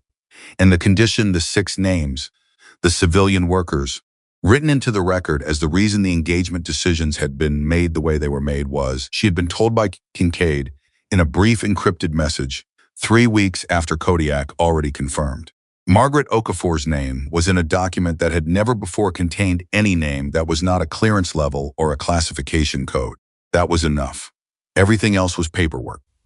She was at Naval Station Coronado in California when the formal notification arrived on a Tuesday morning in March that was nothing like Alaska, warm and dry, with the particular quality of Southern California light that makes everything look slightly more optimistic than it actually is.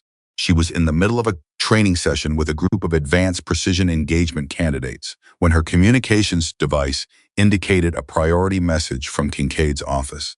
She finished the exercise she was supervising, because you finish the exercise always, because interrupting training to check messages was a lesson in the wrong direction, and then she stepped away and read it. Partial recognition, not full.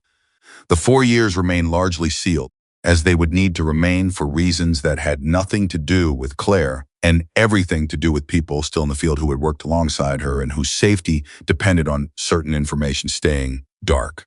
But a formal acknowledgement of her classified service history attached to her official record in a form that cleared personnel would be able to see, and a citation not classified, not redacted for the Kodiak operation, with her name on it, next to the names of every member of the task force, including the 6 civilian workers who had kept a radar station running at gunpoint and come home to their families intact. She read the message once. Then she put her device away and walked back to the training range. The candidate she had left mid-exercise, a young petty officer named Garza, who had the best raw marksmanship scores she had seen in 3 years of instruction, and the worst target identification discipline she had ever encountered in a candidate she believed was worth saving, was waiting at his firing position, with the particular expression of someone who has been standing at attention long enough to start reconsidering their life choices. "Pick up where we left off," she said. "Yes, ma'am." He settled back into position. "Wind is holding at stop," she said. He stopped. "You were about to tell me the wind reading from 4 minutes ago."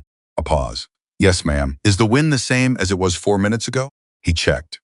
He had to check, which meant he hadn't been continuously monitoring, which meant he had been holding the number in his head and calling it current, because calling it current was easier than admitting he had stopped paying attention. She watched him understand this about himself in real time, which was always the most important moment in a candidate's development, not the moment they got something right, but the moment they saw their own error clearly enough to name it. No, ma'am, he said, it's shifted. Northwest component has increased. By how much? Approximately 4 knots. Approximately, she said. He checked again. 4.2 knots, averaging over the last 30 seconds. Good, she said. Now tell me your wind reading. Northwest at 12.2, averaging over the last 30 seconds. Good, she said. Call the shot. He called it, adjusted, and put the round within acceptable tolerance of the target at 800 yards, which was fine. 800 yards was not the problem with Garza. The problem with Garza was everything that happened before he pulled the trigger, which was where most problems lived in this business, and where most instructors spent the least time, because the trigger pull was the dramatic part, and the pre-shot process was the tedious part, and human beings were instinctively drawn to the dramatic. Claire was not drawn to the dramatic. She was drawn to the process. The process was where the real work happened. The process was where the difference between someone who could shoot and someone who could be trusted to shoot was built, one repetition at a time, in conditions that were never as clean or simple as the range. After the session, as the candidates were clearing their weapons and logging their data, Garza approached her with the particular body language of someone who has something to say that they haven't entirely figured out how to say. She waited. Instructor Rowan, he said. I heard some of the guys were talking about Kodiak, about the operation in November. He stopped. Is it true? The 1,700-yard shot in crosswind during a prefrontal storm system. She looked at him. Who told you about that? Chief Holloway mentioned it, he said. During his session this morning, he said. Garza paused, and she could see him deciding how much of what Wade had said to actually repeat, which was itself a reasonable instinct. He said the distance was the least interesting part. Something moved through her chest that she recognized as the specific feeling of hearing something you had said return to you through another person's mouth, the feeling of a thing becoming larger than its origin, which was either very good or very dangerous depending on the thing. Chief Holloway is correct, she said. What was the most interesting part? Garza asked. She studied him for a moment. He was 26 years old, with the kind of earnest seriousness that young operators sometimes had before experience either deepened it or destroyed it, and she was not yet certain which direction he was going to go. He was asking a genuine question. She could hear it. The shot I didn't take, she said. He looked confused. Ma'am, there was a second opportunity. Rourke had a hostage. Partial exposure on his right side, closing angle, 1,700 yards. The wind was variable, and the hostage was partially in my sight picture. She held Garza's eyes. I held fire and redirected the assault element to a gap in his coverage at the dock. Garza processed this. Did you think you could have made it? Yes, she said, with a reasonable probability of success. But you didn't take it. No, because of the hostage. Because the hostage was a 61-year-old woman named Margaret Okafor, Claire said, who had 3 grandchildren and 19 years of service contract work in remote Alaskan installations, and had done absolutely nothing to find herself in that situation except what she believed was a legitimate job. And the probability of success was not 100%, and she was not a variable in a ballistic equation. She was a person. Garza was quiet. That's the part nobody talks about, Claire said. The distance, the wind cycle, the technical parameters. People talk about those because they're measurable. Because you can put numbers on them, and the numbers are impressive, and impressive numbers are easy to pass around. She paused. Nobody talks about what it costs to hold fire when you have a shot. What it takes to look through 1,700 yards of scope at a man you have been authorized to kill, who is about to escape, and put the rifle down because there is a human being between you and him who did not sign up for any of this. Garza looked at her for a long moment. How do you know when it's the right call, he said. In the moment, how do you know? You don't always know, she said. Not with certainty. What you have, if you've done the preparation, is a framework of judgment that you have built through years of making good decisions and a smaller number of bad ones, and studying both with complete honesty. She paused. You also have the ability to live with the outcome either way. That's not a small thing. If you can't live with the outcome of holding fire, you will find reasons to pull the trigger that have nothing to do with the threat picture and everything to do with not wanting to carry a decision. He nodded slowly. She could see him taking it in not just the words, but the weight behind the words, the specific gravity of information that comes from someone who has been in the place they're describing and not just read about it. Go log your data, she said. He went. She watched him go and thought about what she had just said and whether she had said it the way she meant it, which was a habit she had reviewing her own communications the way she reviewed her own shots, looking for error, looking for imprecision, looking for anything that might have landed differently than she intended. She decided she had said it correctly. She turned back to the range. Wade was standing at the edge of the instructor's observation area with his arms crossed and his notebook in his hand and the expression of a man who has been there long enough to have heard most of a conversation. "How much of that did you catch?" she said. "Enough," he said. She walked to him. They stood side by side looking at the range, where the last few candidates were finishing their data logs. It was a comfortable distance, not close the way friends stand, not separate the way strangers stand, but the particular proximity of two people who have found a working relationship that fits them both, without requiring either of them to be different from what they are. "Kincaid's notification came through this morning," she said. He looked at her. "The recognition process? Partial acknowledgement. Classified service attached to the official record. Citation for Kodiak with the task force, including the workers." He was quiet for a moment. "How do you feel about it?" It was a genuine question. Not a courtesy question, not a transitional question, but the kind of direct inquiry that Wade Holloway had learned slowly, imperfectly, over the past 4 months was the right kind of question to ask Claire Rowan, because she would answer it honestly, and the honest answer was always more useful than the comfortable one. "I feel like it happened the right way," she said. "Not fast, but dramatic, the right way." He nodded. "The workers' names are in it?" "Yes." "Good," he said. And the word had the same finality that good always had when he said it in contexts that mattered: a closing of a circuit, a completion of something, a pause. "Garza is going to be excellent," Wade said, nodding toward the young petty officer who was now helping a fellow candidate with a data discrepancy, which was itself a small but meaningful behavior. "He's frustrating right now because he's almost there, and he knows it and almost is worse than not close. But he's got the instinct. He rushes the pre-shot process," Claire said. "Because the pre-shot process is boring and the shot is exciting," Wade said. "Yes. I had the same problem," he said, "for about 3 years. She looked at him. "What fixed it?" "A very patient senior chief who made me repeat the pre-shot protocol from the beginning every single time I skipped a step," he said. "Even slightly. Back to zero every time." He paused. "I hated him for about 6 months, and then I understood what he was doing, and then I was grateful for the rest of my career." "We should consider that for Garza," she said. "I was going to suggest it," he said, "but I wanted to check with you first, since he's in your cohort, and that small, direct, unremarkable moment of professional consultation, the checking with you first from a man who 2 months ago would have made unilateral decisions and expected the world to align itself with them, was," Claire thought, "the real measure of how far they had come. Not the shot, not the debrief, not the apology in the conference room. This, the ordinary, daily, undramatic practice of treating another person as an equal whose judgment mattered." "Back to zero," she said, "every time." "Every time," he agreed. They watched the range for a moment. Then Wade said, without particular emphasis, as though it were a simple observation rather than the end of a long journey, "You were right, by the way, about the pre-shot process being where the real work is." "I know," she said. "You're insufferable when you know you're right," he said. "I know that too," she said. He made the sound that had evolved over 4 months of daily professional proximity from a dismissive exhalation into something closer to a reluctant laugh, and she filed it as the evidence it was of change, of growth, of the specific and undervalued human capacity to become someone better than you were when you started. The afternoon training session began at 1,400 and ran until 1,730, and it was during the final evolution a complex scenario that required candidates to identify, assess, and make engagement decisions on multiple moving targets at ranges between 600 and 1,200 yards, that the thing happened which Claire had not planned for and which turned out to be the most important thing that happened all day. The scenario was running well. Most of the candidates were performing within acceptable parameters.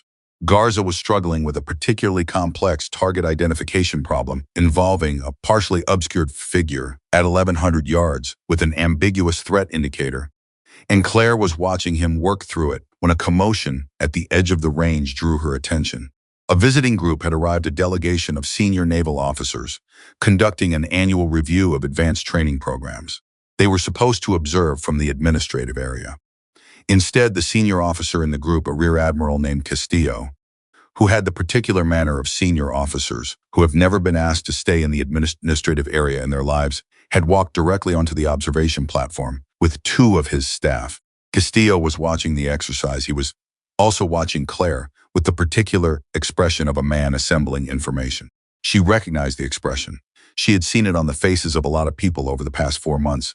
The expression of someone who had received a piece of information about her and was reconciling it with the person they saw in front of them, and finding that the reconciliation required more adjusting than they had anticipated. The Kodiak citation had been public within the appropriate clearance level.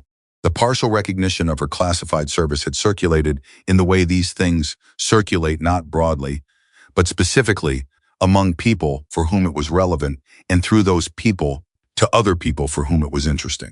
She returned her attention to Garza. He was holding fire on the ambiguous target. He had been holding for 40 seconds, which was longer than most candidates held in the face of an ambiguous target under scenario time pressure, because most candidates resolved ambiguity by forcing a decision rather than by gathering more information.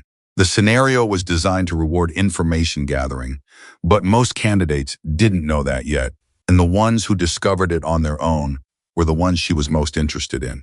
Garza called to his scenario spotter, "I need a better angle on the threat indicator. Can you shift the spotting scope 3 degrees left and give me a read on the object in his right hand?" His spotter shifted, reported. The object in the right hand was not a weapon. The scenario concluded without a shot fired.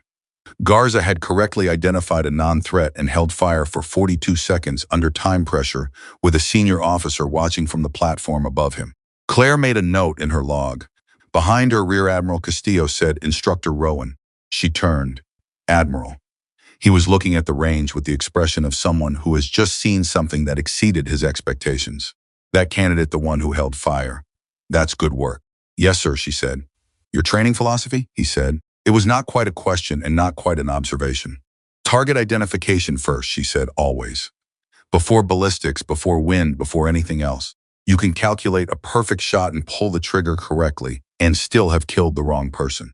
The best marksmanship in the world is worthless if you haven't first answered the most fundamental question, which is," he said. "Should I fire at all?" she said. He looked at her with the particular attention of a flag officer who has heard a great many things from a great many instructors and is not frequently surprised. "I've read the Kodiak citation," he said. "Yes, sir. The second shot is what I keep coming back to," he said. "The one that wasn't taken. Most people come back to the first one," she said. "Most people aren't thinking about what happens the day after the mission," he said. "I'm thinking about what kind of operators this program is producing 5 years from now, and whether the lesson they're learning is that the impressive shot is the goal, or whether they're learning something more complicated than that." She looked at him steadily. "They're learning something more complicated." "I can see that," he said. He was quiet for a moment. "Then, there's a discussion happening at a fairly high level about the future of precision engagement doctrine. How technology is changing the parameters, what that means for judgment and discretion, whether the development of autonomous targeting systems changes the responsibility calculus for human shooters." He paused. "I'd like you to be part of that discussion." She did not answer immediately. She took the time she needed, which was not a long time but was enough time to be real, because giving a fast answer to a significant question was a form of the same error Garza had been making all day, resolving ambiguity by forcing a decision. "I'm an instructor," she said.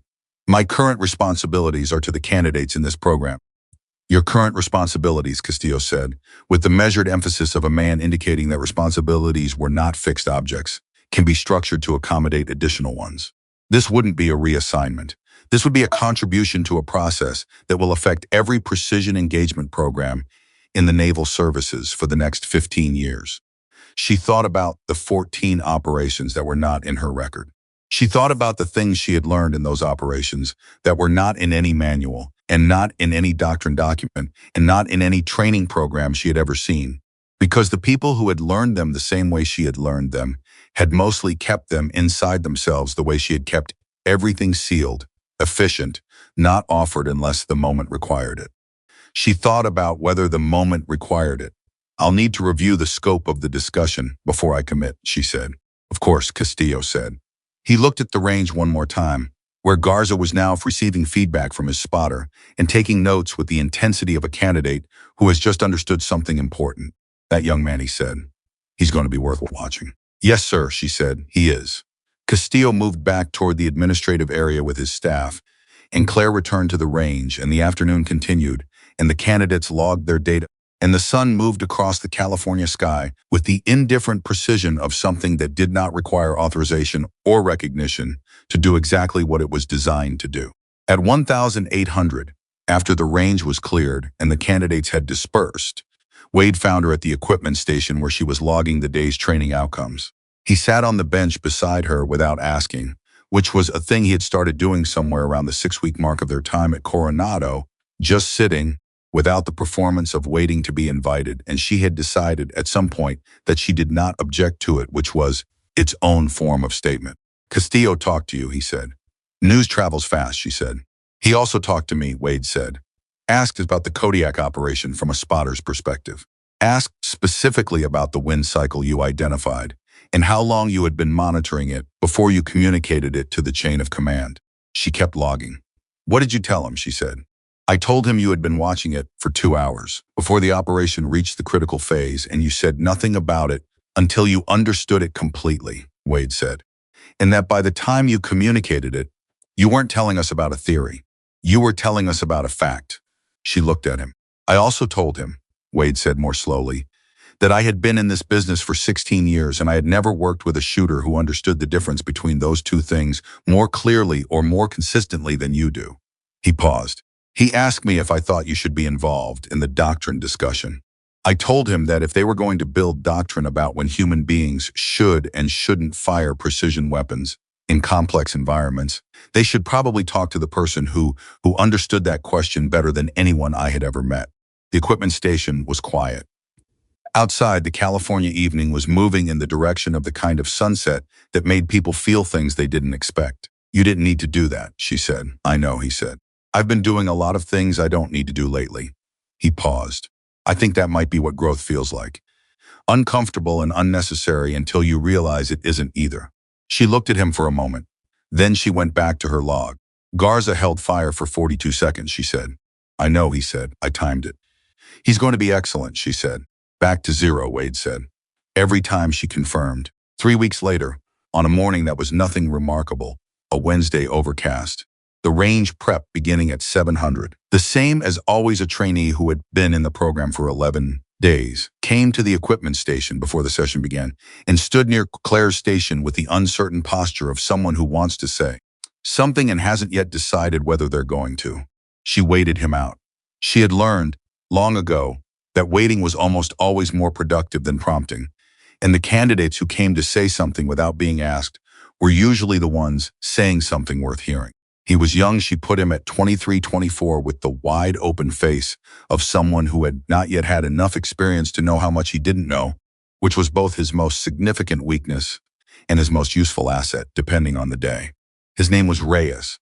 His scores were good. His judgment was still raw. Instructor Rowan, he said.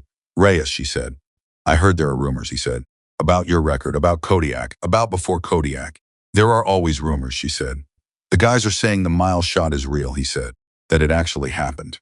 In Alaska, in a storm 1,700 yards. 31, she said. He blinked. Ma'am? 1,731 yards, she said. People leave out the 31. The 31 matters. The distance is always exact. Approximations are for people who weren't there. He absorbed this with the wide-open attention of someone filing a very precise piece of information into a very new framework. Then he said, is it true that you did it? She looked at him for a moment. He was asking a genuine question the way Garza had asked a genuine question, the way young operators asked genuine questions when they were not yet performing confidence and were still in the place where the honest answer actually mattered more than the impressive one. She respected that. She always respected that. Yes, she said. His expression moved through something complex, awe, maybe, or the beginning of it, the moment before awe calcifies into myth, which was the moment she was most interested in interrupting. She placed the unloaded training rifle from the station in front of him. He looked at it, then at her. Pick it up, she said. He picked it up. The distance, she said, is the least important part of that story. He looked at her. 1,731 yards is a number, she said. It is a real number, and it represents a real distance. And the physics of the shot at that distance are real and they matter. But the number is not the story. She paused. The story is the 2 hours of watching the wind before the shot. The story is the 40 seconds of holding fire on an unidentified target in a compound where every second of the mission was running against us. The story is the second shot, the one I didn't take, and the woman named Margaret Okafor, who went home to her grandchildren because I didn't take it. A sniper's real job, she said, and she felt the weight of the sentence, the way you feel. The weight of something you have been carrying for a long time and are finally setting down in exactly the right place is knowing when one life can be protected and knowing when a trigger must never be pulled. The morning light came through the range windows. The equipment station was quiet. Outside, she could hear the first candidates arriving, the sounds of preparation beginning, the ordinary and essential business of training people to do difficult things correctly. Reyes looked at the rifle in his hands. "How do you know the difference?" he said. "When to fire and when not to." "You build the judgment," she said, "the same way you build any skill. One honest repetition at a time. You make the call. You examine the call. You learn from the call. You do not allow yourself the comfort of thinking that a good outcome means the call was right. And you do not allow yourself the despair of thinking that a difficult outcome means the call was wrong. You examine the process every time. You start from the beginning every time. You never assume that the last shot tells you anything certain about the next one." He nodded, she said. "When you are not certain, you hold until the uncertainty becomes manageable. Not gone, it is never gone. Manageable, that's what preparation is for. Not to eliminate uncertainty, but to build the judgment that can work within it." She took the rifle from him now. "Pre-shot protocol. From the beginning. Walk me through it." He walked her through it. He made 2 errors and corrected one of them before she pointed to it, which was improvement over his first week, when he made 4 errors and corrected none. She noted both things in her internal log, the errors and the self-correction, weighted appropriately, because the self-correction was worth more than avoiding the error in the first place, because a candidate who corrected their own errors was building internal calibration, which was the foundation of everything. Wade appeared at 655, notebook in hand, his wrapped hand long since healed, and the wrap long since gone, but the memory of the mountain and the injury and what had come after it still present in the particular way that things that have changed. You are present not as a wound, but as a watermark. Something in the fiber. Something that altered the shape of things from the inside. He looked at Reyes running the protocol, then at Claire, then at the range. "Storm system moving in from the north this afternoon," he said. "Might complicate the afternoon session." "Good," she said. He looked at her. "They need to learn in the wind," she said. "Calm conditions are practice. Everything else is training." He nodded once, the nod of a man who has heard something true and has the grace to acknowledge it without editorializing. Then he went to his station and opened his notebook and began the day's preparation, and Claire turned back to Reyes and the protocol, and the morning advanced the way mornings do, steadily, without drama, full of the small and essential work that makes the large and critical moments possible. She had stopped waiting for someone to see her clearly. She had stopped measuring herself against the expectations of rooms that had decided who she was before she walked into them. She had stopped carrying the weight of the erased record as a grievance and had come to understand it, finally and completely, as simply another part of the terrain she had navigated, difficult, in places unjust but navigable, and behind her now. The work was what remained. The work was always what remained. The candidates arrived. The range came alive. Wade called the first wind reading of the day, and Claire listened to the number and noted it, and began building the morning's ballistic picture from the ground up, the way she always began, the way she had been beginning for 15 years, with nothing assumed, with everything examined, with the full weight of her attention on the space between what was known and what was not yet known, and the discipline required to live honestly in that space. This was what she taught. This was what she had always known.